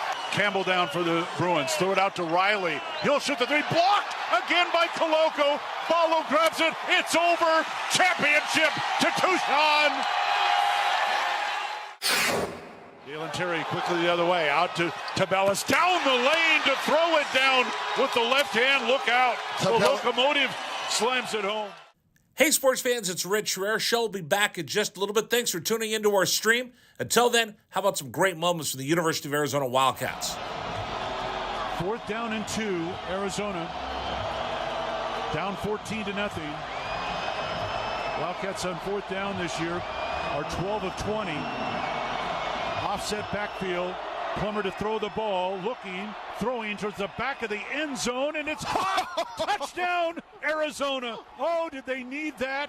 My goodness. Booby Curry had to leap in the air to take the ball over the top of the defender, and the Cats are on the board. ASU with the ball. Down by 11, so they have to go. Steal by Koloko. He's going to drive the other way and slam it home, and foul by Lawrence. Why Lawrence contested the big man, Christian Koloko, with defensive steal and flush. Lawrence picks up his third foul. Big guys love to play point guard. Koloko looked like what, driving down the... I mean, that was from mid-court. 3-point lead again for TCU. Down to 30 seconds left. Matherin with the ball for the Wildcats. Matherin around a Koloko screen, picked up by Lampkin. Go outside for Koloko. Feed it to Terry, right corner. Terry can't go baseline. Circles back out top to Matherin. 10 to shoot. 16 left in the ballgame. Matherin, 3 balls straight away. Good! That's a huge shot for Ben Matherin in Arizona. Timeout TCU. This ball game is knotted up. 12.6 seconds to go. Ben Matherin drains a deep 3 from straight away. He's got 24 points, and we're all even. Hey, sports fans, this is Rich Herrera. Thanks so much for tuning into our stream. Back in just a bit. Until then, how about some highlights from the University of Arizona? McLeod's going to line up under center. Wiley, the running back. Receiver either side. 2 tight ends. Oregon, 5-man front. They shift. Play fake, rolling right. McLeod looking to throw. Going deep. Down, trying to find Berryhill. Makes the catch inside the 25-yard line. Still loose inside the 15. First down, Arizona.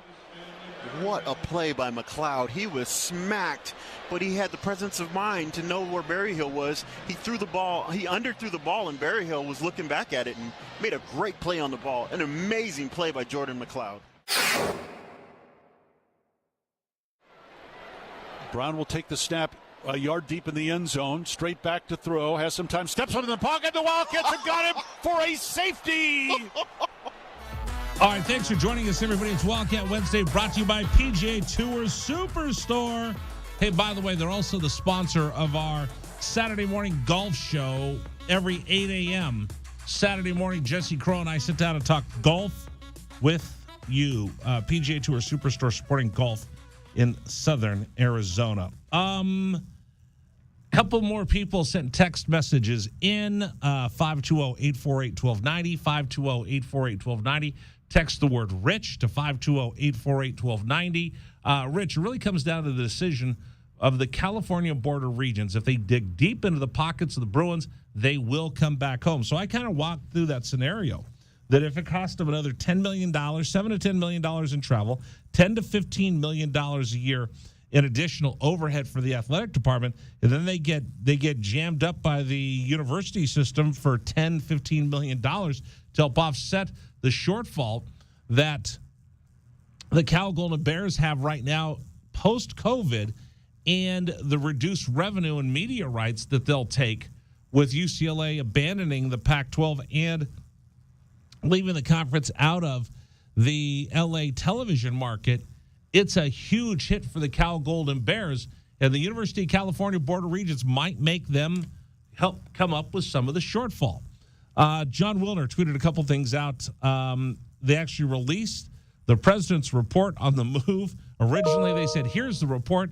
Now they're calling it an update or a version of it. So you're already starting to see a little bit of backtracking.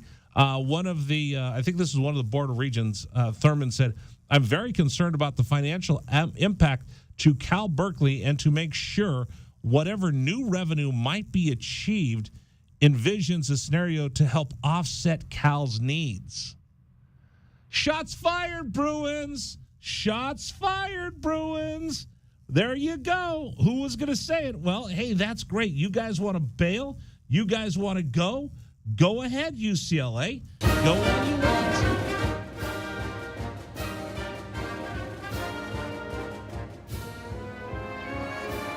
But if you leave behind the Cal Golden Bears, you're going to pay. By the way, is Tony Thurman, who's one of the Board of Regents, and John Wilner tweeted out, hotline unofficial rankings of USC regions who get it, quote unquote, regarding college athletics. Tony Thurman referred to State College as Happy Valley. Get it? Why are you looking at me like I'm crazy? Well, Happy Valley, State College, being me, that's immediately I only think of Penn State. Right. So he was referring to State College, Pennsylvania, which is a home of Pennsylvania State University, right, which is known as Happy Valley. Right. So what Wilner's saying is, do I have a bunch of egghead academians that talk about nihilists while they wear tweed jackets and sip hot tea, or do I have somebody that actually understands and cares about athletics and might even be a sports fan? So if you know, it's like you do. It's that dumb stuff that you do all the time, where you pronounce words in their native language. That's usually with names and names alone. I try to keep it to that. But at least this guy's cool enough that he throws out that, yeah, I know that Happy Valley is where Penn State plays. Right. I mean, I think that's synonymous, and that's... Yeah, but if you're not a sports fan... Right. If you're a professor of English literature and medieval history, are you going to know that there's two Death Valleys? Yes. No, you're not. I am. But you're not. But you don't wear a tweed jacket. And you're not a professor of literature.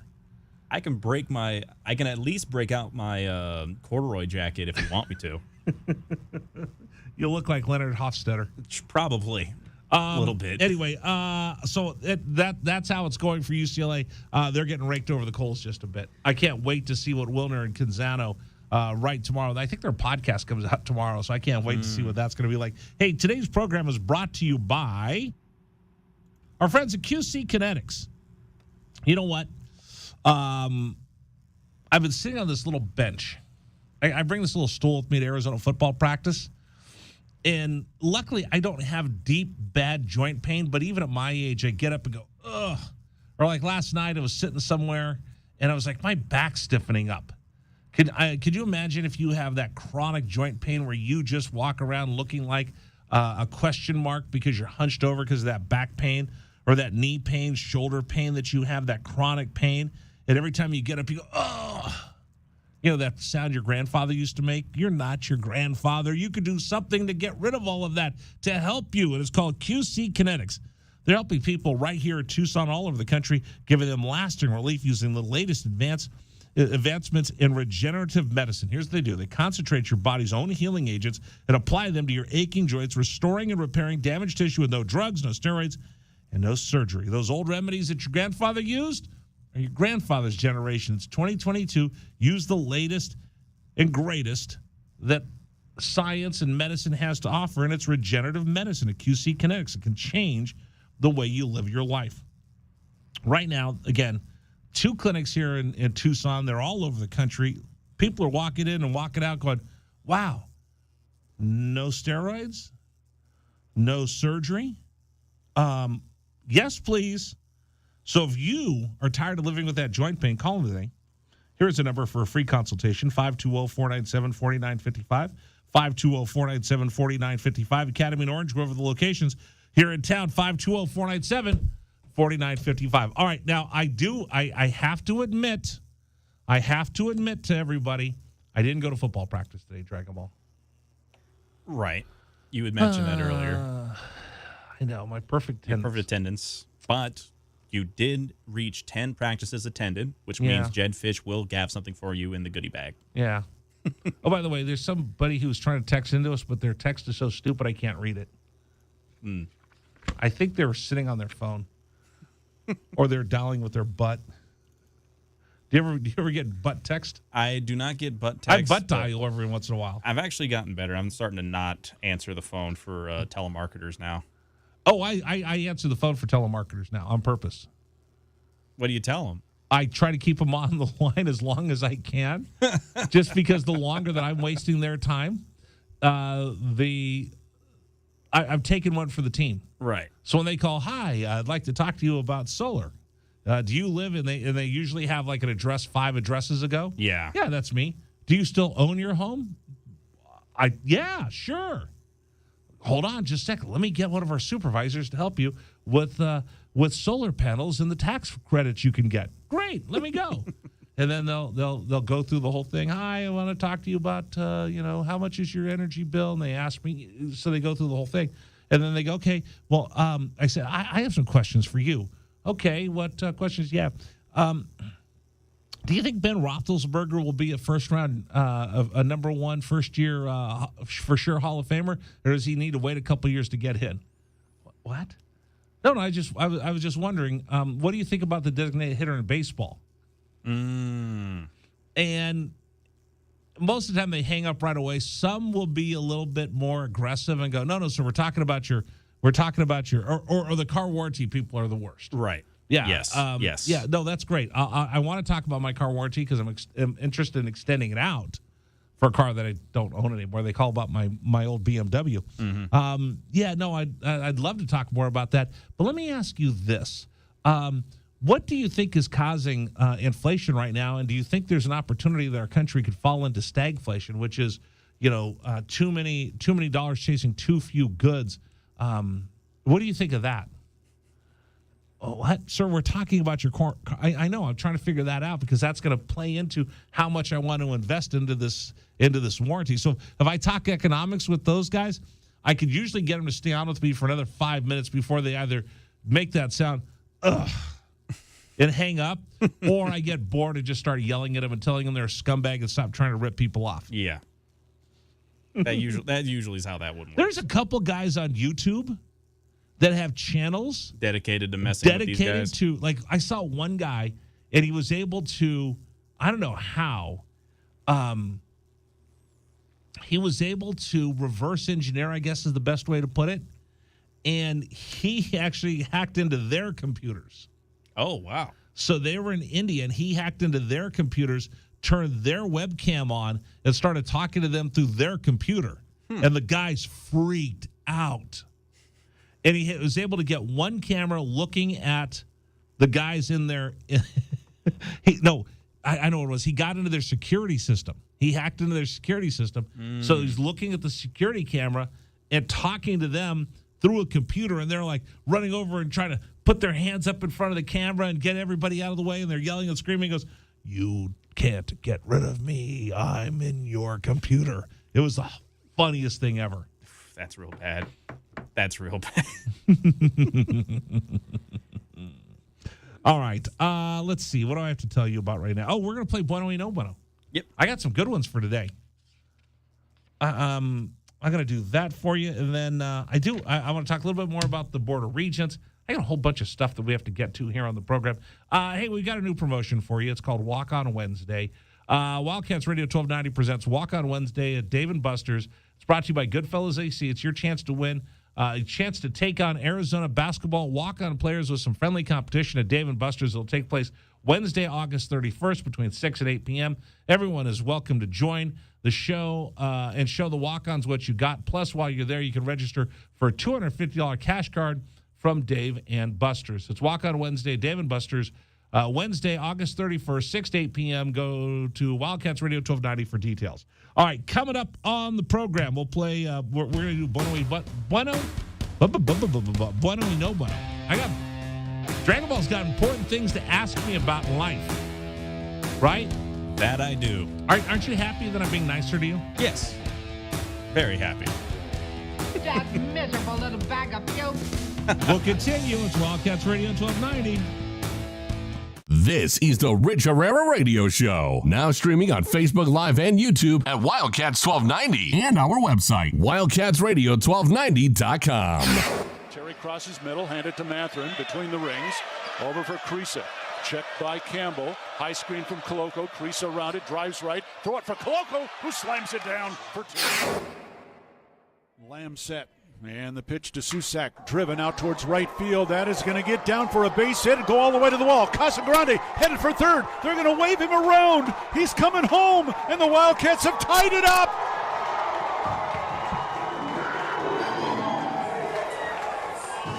Susak with an RBI double to right center.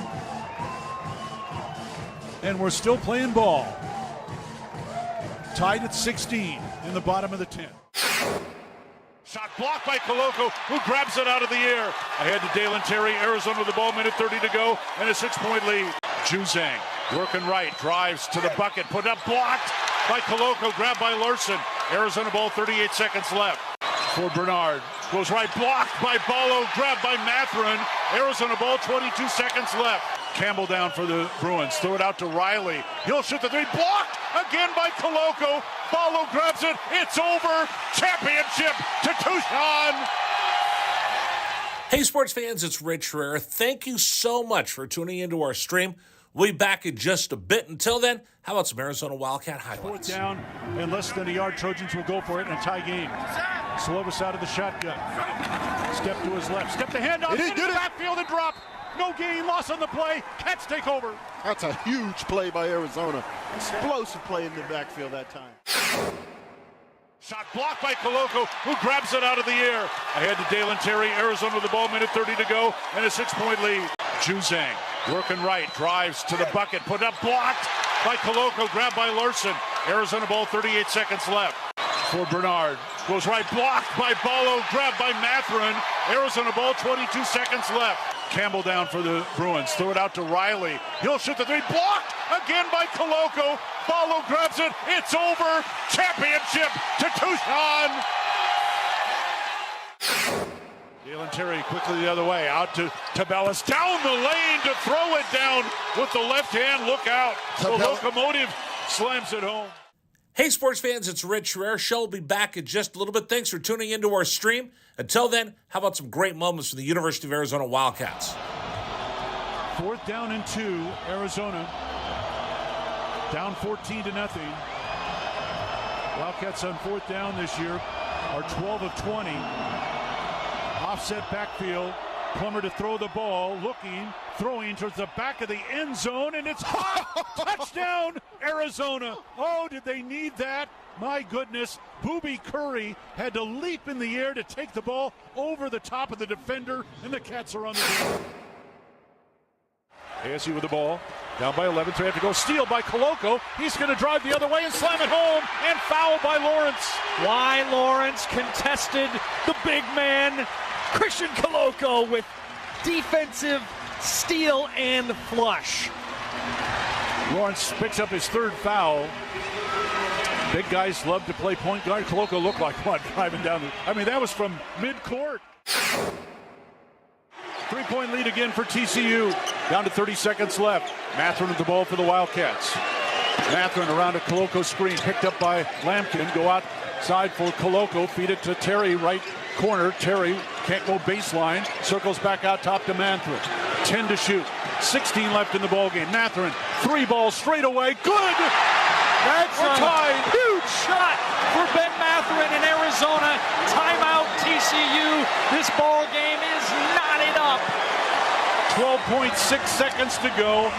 Ben Mathurin drains a deep 3 from straight away. He's got 24 points, and we're all even. Hey, sports fans, this is Rich Herrera. Thanks so much for tuning into our stream. Back in just a bit. Until then, how about some highlights from the University of Arizona? McLeod's going to line up under center. Wiley, the running back. Receiver either side. 2 tight ends. Oregon, 5-man front. They shift. Play fake, rolling right. McLeod looking to throw. Going deep. Down, trying to find Berryhill. Makes the catch inside the 25-yard line. Still loose inside the 15. First down, Arizona. What a play by McLeod. He was smacked, but he had the presence of mind. This is David Amata, and here's what's trending on 1290 here at 440. Arizona could not come away with 3-star edge rusher Jaden Moore after the Central Valley Christian star ends up committing to the Oregon Ducks over the Wildcats today. And a number of starters for the Cardinals sat out on Wednesday's practice as head coach Cliff Kingsbury said that the team wanted to give the older guys some rest, try and get more younger players involved. Most of the starters are not expected to play in the second preseason game. Red Star slugger Joey Votto will be hitting the shelf for the rest of the season after Cincinnati announced that he will undergo rotator cuff surgery that will officially end his year. And the 12-year-old player from the Utah Little League team is awake and speaking after he fell out of the top bunk on Monday morning that required emergency surgery for a severe head injury. That's what's trending locally and nationally on 1290. Still more to come on the Rich Herrera Show. This is Wildcats Radio, 1290. This is the Rich Herrera Radio Show. Now streaming on Facebook Live and YouTube at Wildcats 1290 and our website, wildcatsradio1290.com.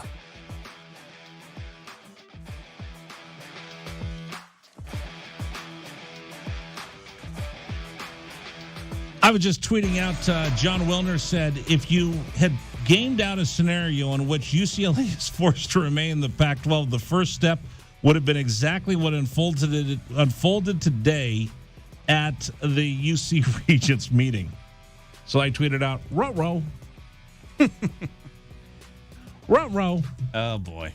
I don't know what's worse than that, or the Padres had to come up with a last-minute Soto jersey because they can't give away the Tatis bobbleheads. Yeah, the Tatis bobblehead they pulled, I think it was yesterday. I saw that and I put that in one of the updates. It was Tatis had his bobblehead night rescinded, and now it's immediately, that'll be a Juan Soto t-shirt day. So what happens is they call and they go, can we find any screen printers? Let's quickly make up this Juan Soto t-shirt. Yeah. And then the Tatis bobbleheads go sit in the bowels of Petco Park, maybe to be seen one day again. When I worked for Tampa Bay, this is before I got here, there was a player, his name was Steve Cox, and they were going to give a bobblehead away of him. And he got sent down to the minor leagues 2 days before his bobblehead giveaway. And they begged, and this is the stories I heard, they begged the general manager, please, can you keep him for a couple extra days just so we can do the bobblehead? Nope. We're sending them down right now. And that was part of the reason why they were the worst organization in baseball. So in the bowels of Tropicana Field were all these Steve Cox pallets and pallets and pallets of bobbleheads. And eventually, I have one. I actually went and got one. I asked one of the maintenance guys, dude, I want one of those. And I had 2 of them. I had one on my desk, and every time someone would come by, they'd look at it and they'd get mad at me, like, don't be a jerk. Go put that away. Then I kept one for myself. It's in a box in my garage. But eventually they gave them to Junior Achievement for their village so they could have things to sell. Oh, man. Could you imagine you have a bobblehead? Mom, Dad, come out. We're going to have a bobblehead. I just got sent down to the minors, and they'll never give my bobblehead away. Did he ever get called back up to the I don't Rays? think so. Oh. I don't think so. Maybe. I don't know. I don't know the rest of the story. Because I was going to say. But it's a lot of work to make a bobblehead. Yeah, at least, the sad thing is, like, for Steve, he's not going to get his bobblehead ever coming back. But Fernando Tatis has a long contract still left on him. He probably will have his bobblehead Well, given out. it depends on if they sold a sponsor with it as well. Because now I got to make up those sponsors. Like we gave away a cowboy hat one time, and it was supposed to have a sponsor logo on the hat. Sponsor logo didn't show up from China. Oh, so we had 10 interns that had to put sponsor. We had to go buy a patch with a adhesive back on it, sticker, just to stick those on the hats. And we had interns that spent 2 weeks putting sticker patches on the back of 10,000 cowboy hats. Yikes! I remember once we got in fidget spinners. You know the spinners, yes. Right? We had fidget spinners, and they turned out to be not that safe. So we had to go through and touch each spinner just to see where this one piece of metal was sticking out. And there were so many that were bad, we ended up having to throw the whole thing out. That's bad. So I don't know if you know this. You know how long it takes to make, the process of making a bobblehead is you take a photo, front profile, and you give a description, and you send it back to the artist that makes it in China. And then they send you back photos of the image of their sculpture that they make, and then you make corrections, and it goes back and forth about 3 times. You get a prototype, then you kind of tell them, okay, here's what we need to change. This is wrong, and you give all the little details, and then it goes back into production. But because they have Chinese New Year, where in a lot of these places that they make the bobbleheads, you have to also plan around they'll take a month off with no work. So you have to work around those schedules in order to get your giveaways for Major League Baseball. And you don't want them, you want to wait till the last possible minute to get the container coming over from China that brings the bobblehead, because you have to pay for it when you receive it. So you're trying to manage your cash flow. And if it's an August giveaway, you don't want to take possession of that until July. So here's the part where Tatis, who flunked the drug test, the PED test, during spring training and then appealed it and kept it, they wouldn't have produced the Fernando Tatis bobbleheads had he been honest and upfront with them when he first failed the test. So there's another, his father saying the ringworm and blah, blah, blah, blah, blah. It just keeps getting worse and worse for this kid. So anyway, I read everything I was supposed to read. I've told you all about our sweet deals. Don't forget, coming up Friday, you can get a sweet deal. And this, you know what? So today I had to spend hundreds and hundreds of dollars on a battery. So when's payday? Can I get here quick enough? I know you. Oh, wait, we just had payday. I'm broke again. And that's probably just like everybody else with inflation. So what I'm telling folks is, you still want to go out and take your family. You still want to be able to do stuff. I know that inflation's getting tough and money's getting tight. So that's why I love these sweet deals. So if you want to take your wife out to dinner and you want to go someplace nice, or you wanted to go out to Casino del Sol, you could get this sweet deal, and it's going to help make your ends meet, stretch your budget a little bit more. You can get a $50 Festa Buffet gift card for just $25. You get a half off. You go to wildcatsradio1290.com. Friday morning, 8:30, before they run out, limited edition. But again, it's a way to help stretch your budget. It's time now for Bueno y No Bueno. Dragon Ball has some important questions for me. There are so many good things to talk about in sports that we can all say bueno. But there are just as many things that are flat out no bueno when it comes to sports. And there are some that are just flat in the middle that you need some help to judge if they are bueno y no bueno. Thank goodness we have Rich Herrera to help us figure out bueno y no bueno on Wildcats Radio 1290. I am qualified. I've got a blue check mark on Twitter, which makes me superior to everyone else that doesn't have a blue check mark, right? This is true. So why don't you ask me some really tough questions that people want to know about? So our first one, there's a new video of one of your favorite people who also has a blue check mark, Rich. One Jackson Mahomes. Ugh. And apparently the new video is that he's been sitting at a bar, yelling at cops, and being generally an agitator and things of that nature. Right. So my question to you, bueno y no bueno, Patrick Mahomes' brother, Jackson Mahomes. You know, my brother probably feels the same way about me. My brother says, my brother's such an idiot. I don't want people to know that we're associated.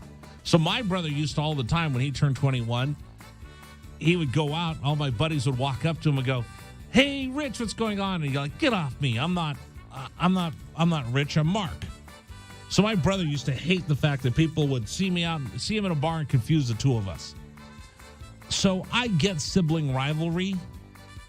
So if you're asking me, Patrick Mahomes, do I give him a bueno y no bueno? I give Patrick Mahomes a bueno. He's a great football player. But his brother couldn't be a bigger jerk.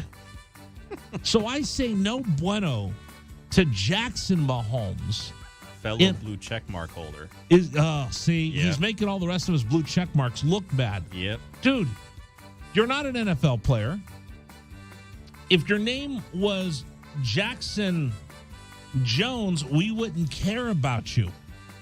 Here's where I feel bad. You're not a celebrity, but you act like one because your brother's a superstar in the National Football League. Yep.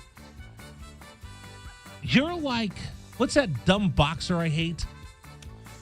The one he took batting practice the other day? Oh, Logan Paul. Yeah. I wouldn't even call him a boxer. You're like Logan Paul. You're a celebrity for doing nothing.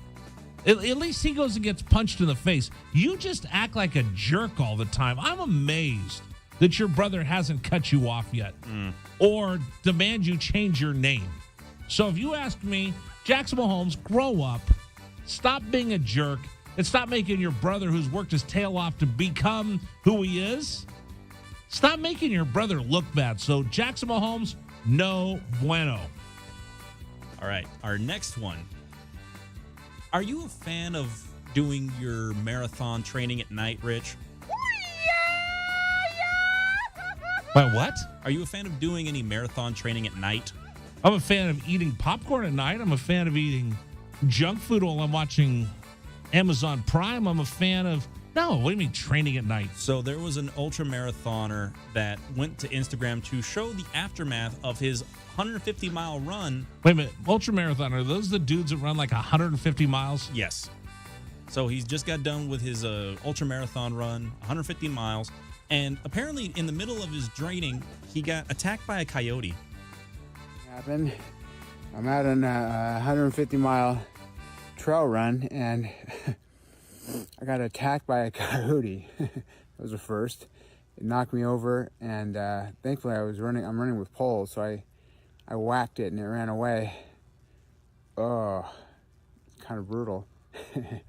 Not sure what I'm going to do, but I guess I got to keep going, or else they'll probably come back for me. Which, to be fair, that's what you do when a coyote attacks you. You keep moving, making sure that it doesn't try to catch up to you. But yeah, the man in the middle of his marathon run got attacked by a coyote. No, ultra marathon run. All right, what the hell are you doing running in the middle of the night with coyotes 150 miles for a run, okay? Number one, this poor guy. So number one, the poor coyote was just seeing some dude out there running with poles. Yeah, I think I might attack him if I'm a coyote. So that's number one. Are the PETA people going to come get mad at him for hitting a coyote, a poor defenseless animal with a pole? We have coyotes in our parking lot, right? Right. Do they scare you? No. They're usually pretty timid. No, I've seen you not get out of your car with a coyote. No, I usually keep myself from pulling out until I know where they are because I don't want to. Right, but you don't like wander around walking with the coyotes, right? I don't like to, but I'm not gonna necessarily. If there's like a pack of them, I'll get nervous. No, just the one coyote that we have. We have a family of coyotes that live here at the station. Right. And they don't care. They could give a flip less about us. Mm-hmm. They walk around like they own the joint, right? They are the shot collars of our parking lot. Oh yeah. If I get out of my car, the coyote will just look me up and down like, "You want to go? You want some of this?" Like, "No, Mr. Coyote." I stay out of the coyote's way. This guy, he has poles to run. I've never had a pole to run. Like my wife has them when she goes hiking, but she's old. Yeah, you have the... Oh, I'm going to get in trouble for that one. Yeah, I'm going to get in trouble for that one. But you have the little like poles or walking sticks for runners and things like that, just to be on the safe side. Because, again, I mean, these are not necessarily the easiest trails. Okay, first of all, why are you running 150 miles as an ultramarathoner? That's just virtue signaling. You're just showing off. Right? You know what that reminds me of? When people first turned 21. So when Riggs first turned 21, we went out and got hammered. I had 5 beers, 3 pina coladas, 2 margaritas, 8 shots. I'm like, dude, you know what? Rookies are the ones who talk about how much they drink. A professional just says, I had a great time. You never hear me say, hey, I went out last night and I had 8 shots of tequila, 5 beers, and 13 banana daiquiris. No, that's not a professional drinker. That's why I have a blue check mark. I know the difference between the two. This guy, I'm going to run. Just tell me you went out and ran. Hey, listen, last night I was out running, and I got attacked by a coyote. By throwing in the 150 miles just means you're showing off. So you know what? I say bueno to the coyote. What? You can't bueno to the coyote. Why not? He had attacked somebody. He's out there in the middle of the dark. He's in the middle of the night in the dark. What do you think's going to happen when you run by a coyote? That's terrible. Good job, coyote. That's terrible. I respect coyotes. I don't respect people that show off. Yeah, by the way, I ran 150 miles because I'm an ultramarathoner. That's like me saying, I went to Golden Corral the other day, and I crushed 8 plates of bacon, 25 pieces of fried chicken. I went up to the steak station until the guy got carpal tunnel syndrome cutting me steaks, and then I ate the biggest bowl of mashed potatoes ever. It happened. All right. But you don't hear me bragging about it. Right. Much less putting it out on Instagram. Hey, Instagram, what's up, Instagram? It's Rich at the all-you-can-eat buffet. I just ate 17 pepperoni pizzas. I'm the man. I mean, the man's bleeding from the mouth and the nose on his Instagram. Yeah, it's not you like know he's what? bragging about it. Go Coyotes. Not the Phoenix Coyotes. They're garbage. Do you like the Phoenix? You don't like the Coyotes, do you? I don't like the Coyotes, but I'm a fan of hockey. I hope they do well. Why? They're playing in Arizona State in front of 5,000 fans. I know, but that's I hope minor that league. They're garbage. I hope they get at least They're an embarrassment to the state. I'm glad. Are they the Arizona Coyotes or the Phoenix Coyotes? I want to say they're the Arizona Coyotes. Yeah, see, rename them Phoenix Coyotes. Those guys are garbage. All right, what else do you got for me? All right, last one real quick here. Bueno no bueno.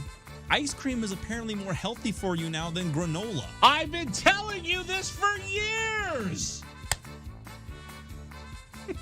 What do you mean? Apparently, according to a recent study, they are saying that ice cream has a better nutrition profile than granola does. Yes. No. Who do you know that? Do you know anybody that eats granola? I do. You eat granola? I eat granola. Granola tastes like sand. It does. Then what do you eat it? Then what are you eating it for? Because you're eating it because somebody told you it's good for you, so I'm gonna eat granola. I mean, it's no different than the lie of spinach is really good for you, like Popeye or anything. But no, it's got empty calories. You know what I saw the other day? It was Robert Downey Jr. trying to tell us to eat bugs. Did you see that? A lot of protein in insects. There's a lot of protein in insects. I'm not personally going to eat it, but I know what the science is behind that. Okay, listen. Stop listening to people telling you. You don't. We are the top of the food chain. Eat meat. Careful there. I know. I was going to say something to get me in trouble.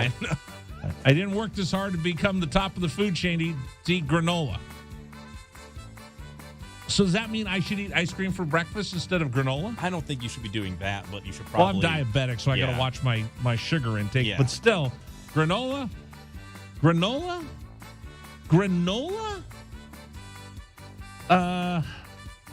some facts and come back and see me.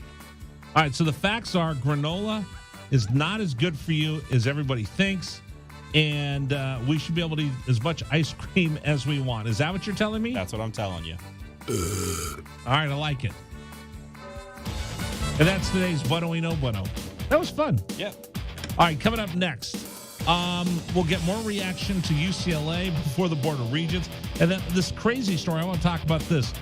College football playoff folks are talking about breaking away from the NCAA. It'll be the end of the world as we know it. That's next.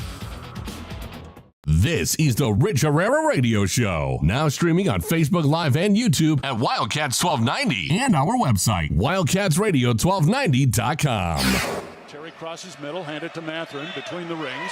Over for Creasa. Checked by Campbell. High screen from Koloko. Creasa around it, drives right. Throw it for Koloko, who slams it down for two.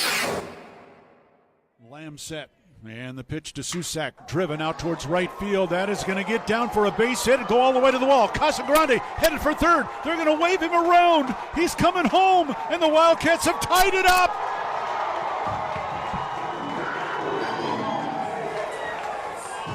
Susak with an RBI double to right center. And we're still playing ball. Tied at 16 in the bottom of the 10th. Shot blocked by Koloko, who grabs it out of the air. Ahead to Dalen Terry, Arizona with the ball, minute 30 to go, and a 6-point lead. Juzang working right, drives to the bucket, put up, blocked by Koloko, grabbed by Larson. Arizona ball, 38 seconds left. For Bernard, goes right, blocked by Ballo, grabbed by Mathurin. Arizona ball, 22 seconds left. Campbell down for the Bruins, throw it out to Riley. He'll shoot the three, blocked again by Koloko. Ballo grabs it, it's over. Championship to Tucson. Hey, sports fans, it's Rich Herrera. Thank you so much for tuning into our stream.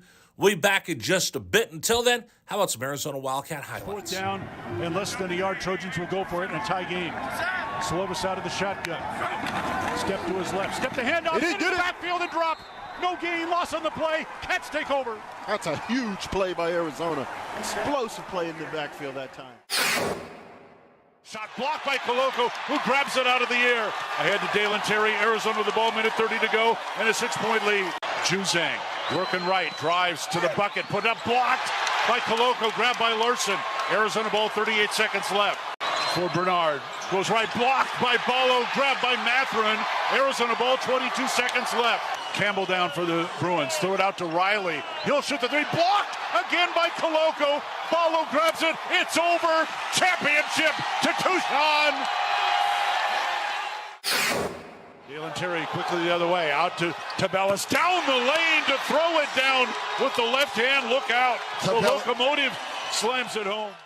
Hey, sports fans, it's Rich Herrera. Show will be back in just a little bit. Thanks for tuning into our stream. Until then, how about some great moments from the University of Arizona Wildcats?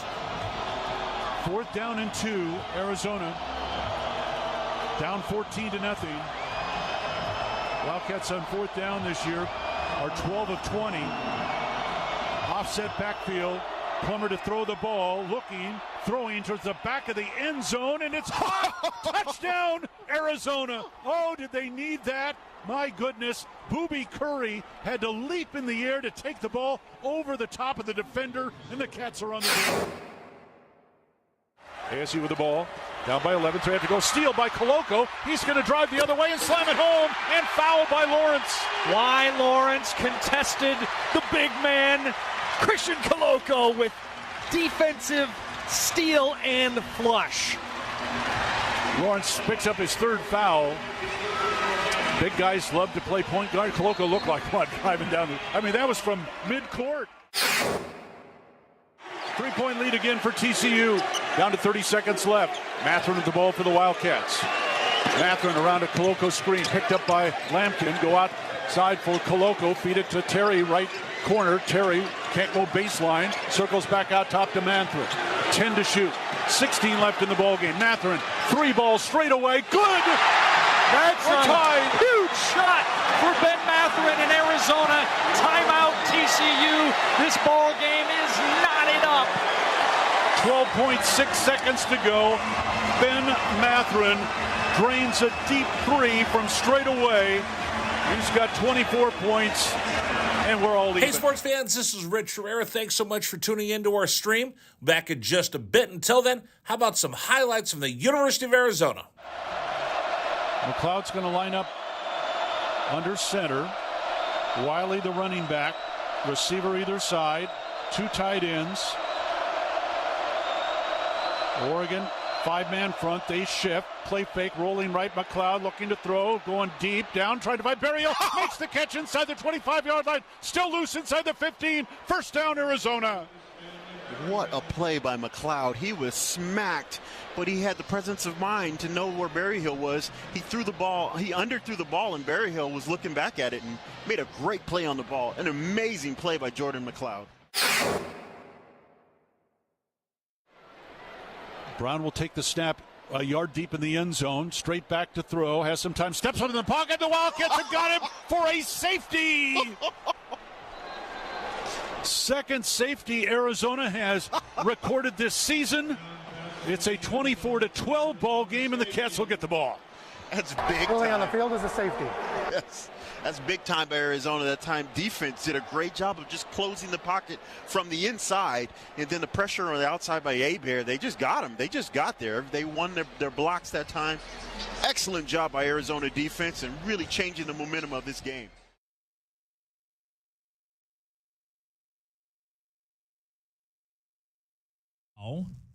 College football is governed with the idea presented of major college football potentially being governed outside of the NCAA. The most logical place for the sport to be run outside the NCAA would be under the auspices of the College Football Playoff, which was discussed in the call. The College Football Playoff currently oversees the sport's postseason playoff and has contractual ties to other marquee postseason bowl games.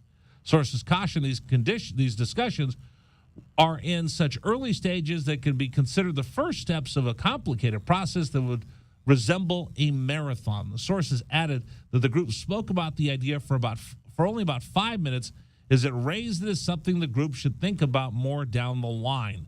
The conversation is significant, however. It's a first no discussion among a group that would seemingly have the power to put such a plan in action, and the College Football Playoff looms as the most likely destination for running major college football outside of the NCAA.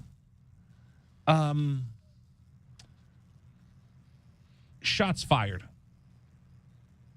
Shot across the bow right now from the major players in college football to everybody else.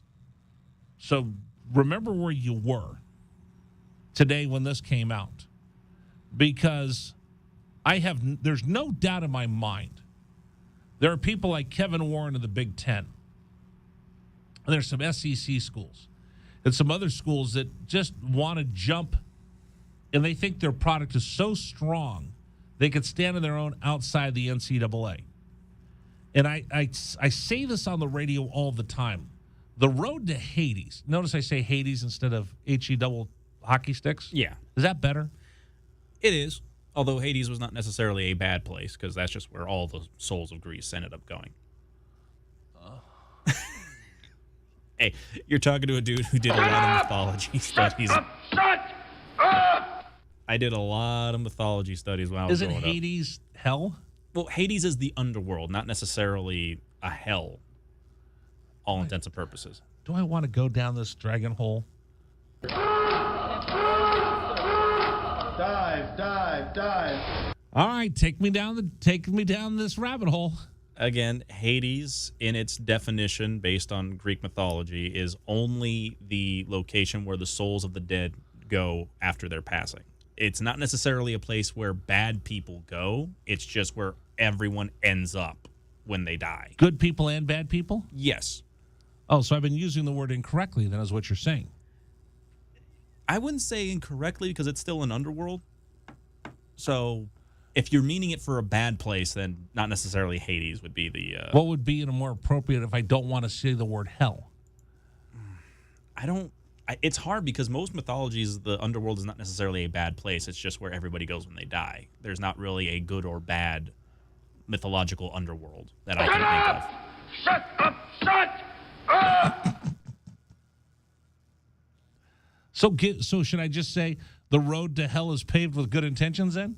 I was trying to be. I was trying to be. There might be kids in the car. Yeah. So if I say the road to Hades is paved with good intentions, that's factually incorrect. Yeah. Don't make me look stupid. Well, I'm trying not to. I'm trying to think of like a better place that would be designated to this. Like maybe they're more so set for like the fields of punishment, because that's actually a spot in the underworld. The road to the fields of punishment is paved with good intentions. Hey, you asked, man. I'm just telling you. That rabbit hole is brought to you by Dragon Ball. You're welcome. You're welcome. Dive. All right. Or you could say they will not end up in Elysium because of the actions they take. Elysium was like the place for the distinguished and the revered in the underworld. That's where Maximus thought he was going to go. Yeah, if you find yourself alone and you in a field and the sun in your face, do not be troubled, for you are in Elysium and you are already dead. Come on, I get a little. I should get something for that. I'm glad that you recognize that. So yeah, if they do bad things, they will not end up in Elysium. There you go. Dragon Ball showing us he's smarter than everybody else. How's it feel to be the smartest person in the room? Doesn't really feel all that different than what it has been in my life growing up. All right, anyway, let me try this again. If the college football playoff folks are talking about this and it's getting leaked out, this is already on its way.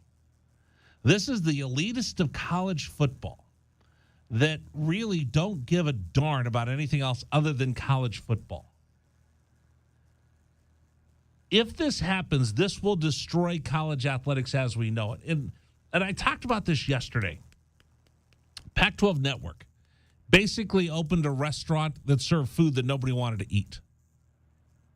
Because all the sports they were showing, they said, we're going to showcase all these sports that you don't see on ESPN and Fox and on major television. Why? Because the demand's not there. It's like opening a restaurant and saying, I'm going to open this restaurant and we're going to serve, what's a food that even you wouldn't eat, Dragon Ball? Haggis? Haggis. Would you eat haggis? No. I don't like anything that's been cooking inside of a sheep's gut for the better part of 3 hours. I'm opening a haggis restaurant in a vegetarian community. It's something that nobody wants. Not that let me back up for a second. Say this correctly. It's something that is not in demand. People want it. Like, you know what? My son's baseball games, the team streams his games. But me and like 4 other people are the only ones who are going to watch it. That's why they stream it, because there's no demand for it.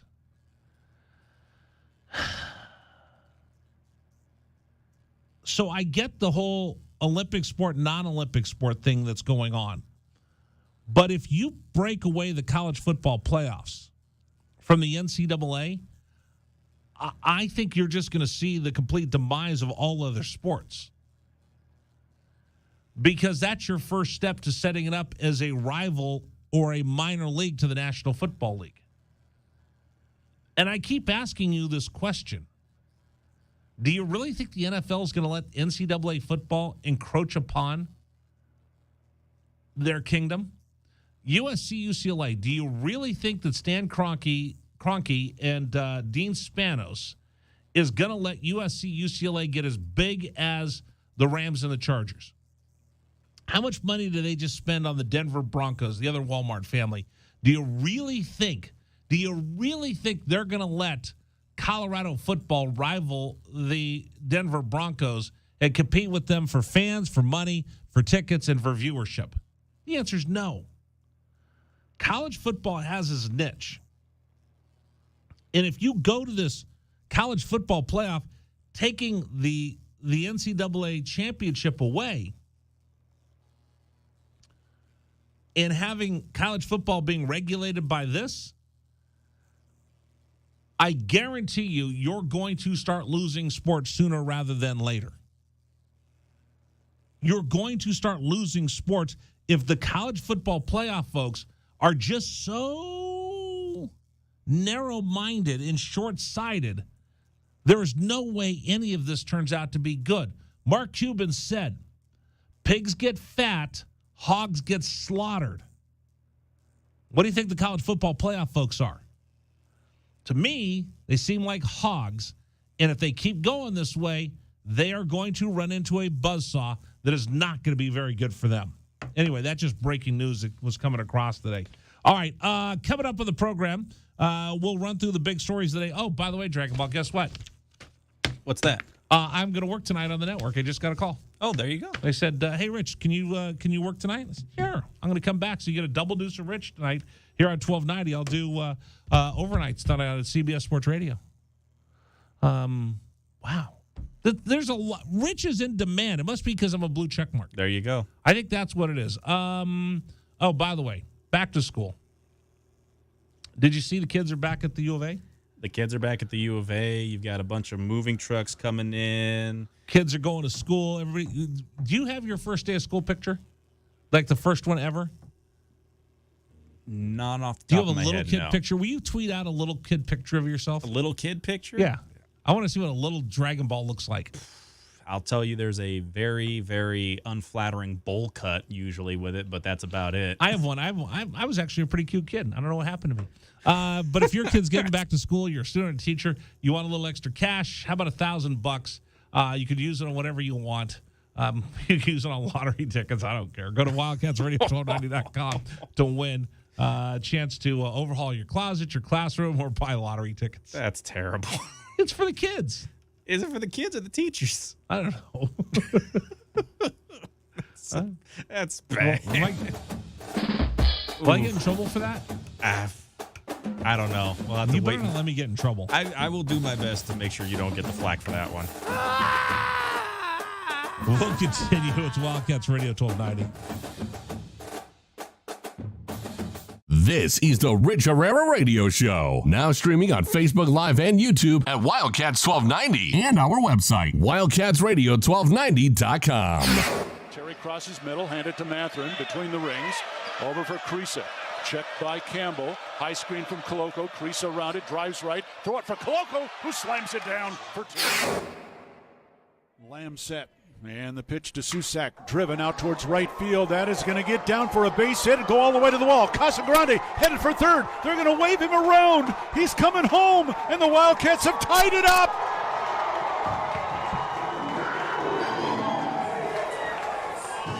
Susak with an RBI double to right center.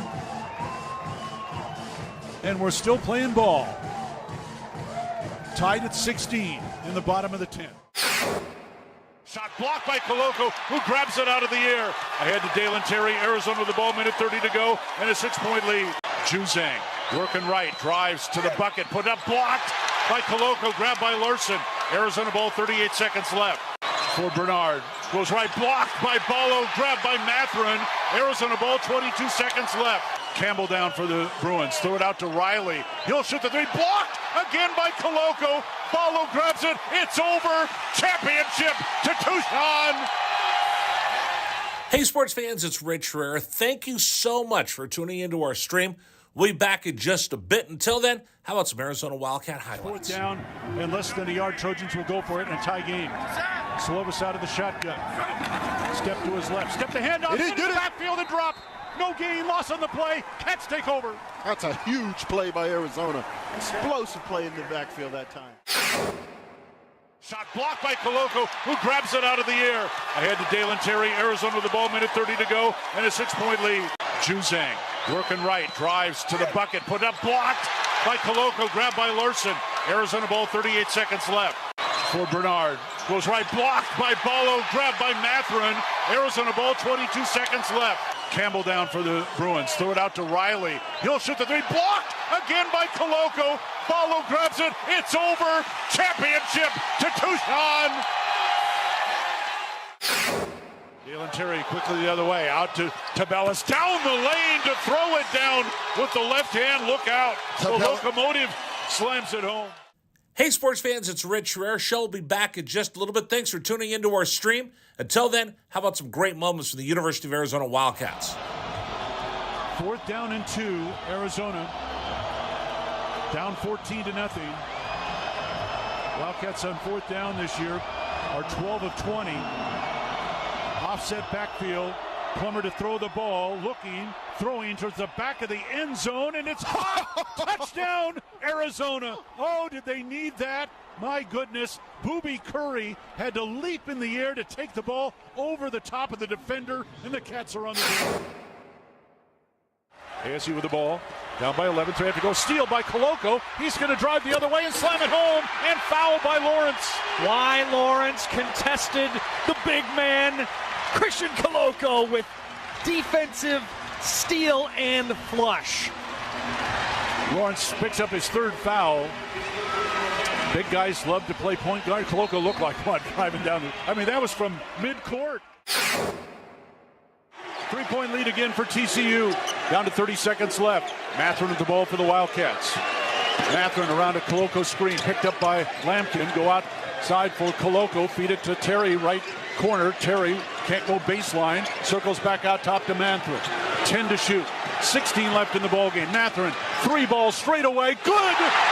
That's We're a tied. huge shot for Ben Matherin in Arizona. Timeout TCU. This ball game is knotted up. 12.6 seconds to go. Ben Matherin drains a deep 3 from straight away. He's got 24 points, and we're all even. Hey, sports fans, this is Rich Herrera. Thanks so much for tuning into our stream. Back in just a bit. Until then, how about some highlights from the University of Arizona? McLeod's going to line up under center. Wiley, the running back. Receiver either side. 2 tight ends. Oregon, 5-man front. They shift. Play fake, rolling right. McLeod looking to throw. Going deep. Down, trying to find Berryhill. Makes the catch inside the 25-yard line. Still loose inside the 15. First down, Arizona. What a play by McLeod. He was smacked, but he had the presence of mind to know where Berryhill was. He threw the ball. I know, but every time you looked at your screen, that idiot next to you told the boss. Jeez, when did everyone get so cynical? It's cool. We got your back. It's time for your 5 p.m. update on Wildcats Radio 1290 with the biggest stories around Tucson, Arizona, and the world. Here is your anchor man, Rich Herrera. I don't go make burgers where you work and then tell you how to make burgers. All right, you know what? I got to read one text message. Rich, you should ask telemarketers to help you with your fantasy football team, or better yet, get them to join your league.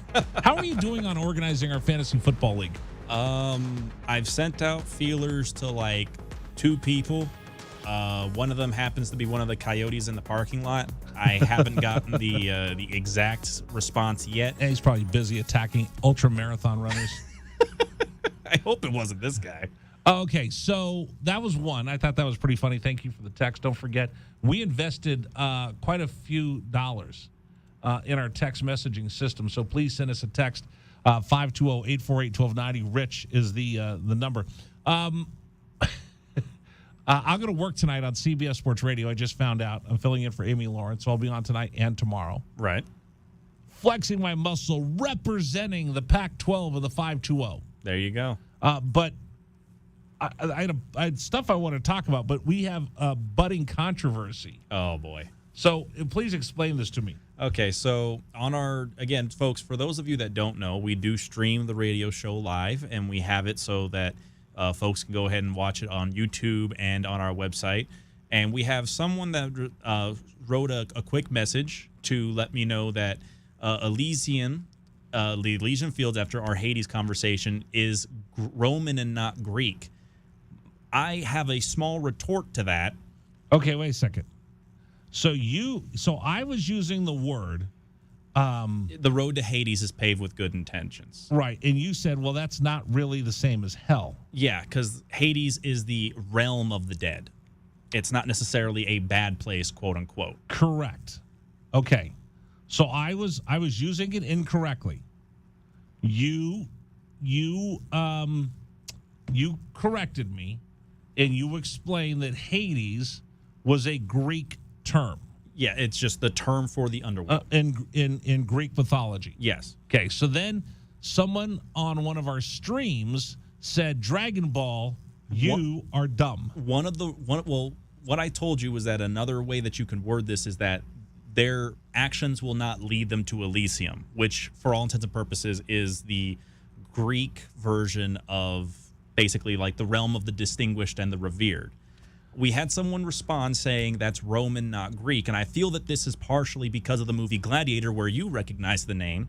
The thing is that Elysium or the Elysian Fields are referenced in the Homer poem of the Odyssey. Hold on a second. Hold on, I'm thinking about this. You can be a real jerk sometimes. Okay, go ahead. Okay. You know that? But it is referenced in Homer's epic as a location up the stream of Okeanos. So therefore, it is Greek. Folks, this is a sports talk show, I promise. Yeah, Keep going. And it cannot be any more Greek than if the epic of the Odyssey arrived wearing a toga on the back of Chiron himself. Gosh, not again. So we confuse the two. Well, no, this isn't a confusion. It's just that the Romans do piggyback a lot off of Greek mythology. Well, so, didn't they really just kind of steal it all? Well, yeah. I mean, the god Jupiter is really just Zeus, but named after a planet. Right. Mars is Ares, but named after a planet. So Zeus and Jupiter are the same. Yes. What was Zeus's wife's name? Hera. Hera and... I believe it would be Mercury. No, not Mercury is a boy. Heracles and Hercules are the same, right? Well, Heracles and Hercules are the same. Hera was Juno. Okay. Poseidon is the same as... Poseidon was the Roman god of water and horses. And horses. That's where the Trojan horse comes from. Right. So that was Poseidon. Who was the Atlantean in Greek mythology? I don't know if it's Atlantean, but I just want to sound smart. I want to say Aquaman? Well, no. Aquaman is not in Greek mythology. Are you sure? Yeah, I'm pretty sure. Dionysus, I know, was the god of drunks. Yeah, he was the god of wine and celebration. Yeah, that's my boy. Well, you're supposed to know off the top of your head. I think this guy called you out. Well, no, Get but some no. facts and come back and see. It's not necessarily. I think this guy just whooped. I think this guy just backhanded you. No, it's that these things are shared. No, that is. I think this Come guy. after me. I'm a man. I think this guy just knocked you out. No, if Elysium is referenced in Homer's Odyssey, then absolutely it's a Greek terminology. We couldn't do diddly. But like I said, the Romans piggybacked a lot. I think you met your match. Maybe, but I'm pretty sure that's Elysium is referenced in Homer's Odyssey. I think I want him on the program tomorrow, and I want to have a duel between the two of you over Greek and Roman mythology. I'll have to go ahead and get my books out then. No, just off the top of your head. You can't be, we need you to represent. When you start telling me it doesn't matter, then retire. Get out. I will certainly do my best. I'm Greek. I was a Sigma Pi. But we could drink. Coming up, the best part of the show.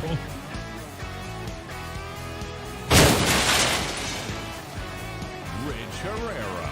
This is the Rich Herrera Radio Show. Now streaming on Facebook Live and YouTube at Wildcats 1290. And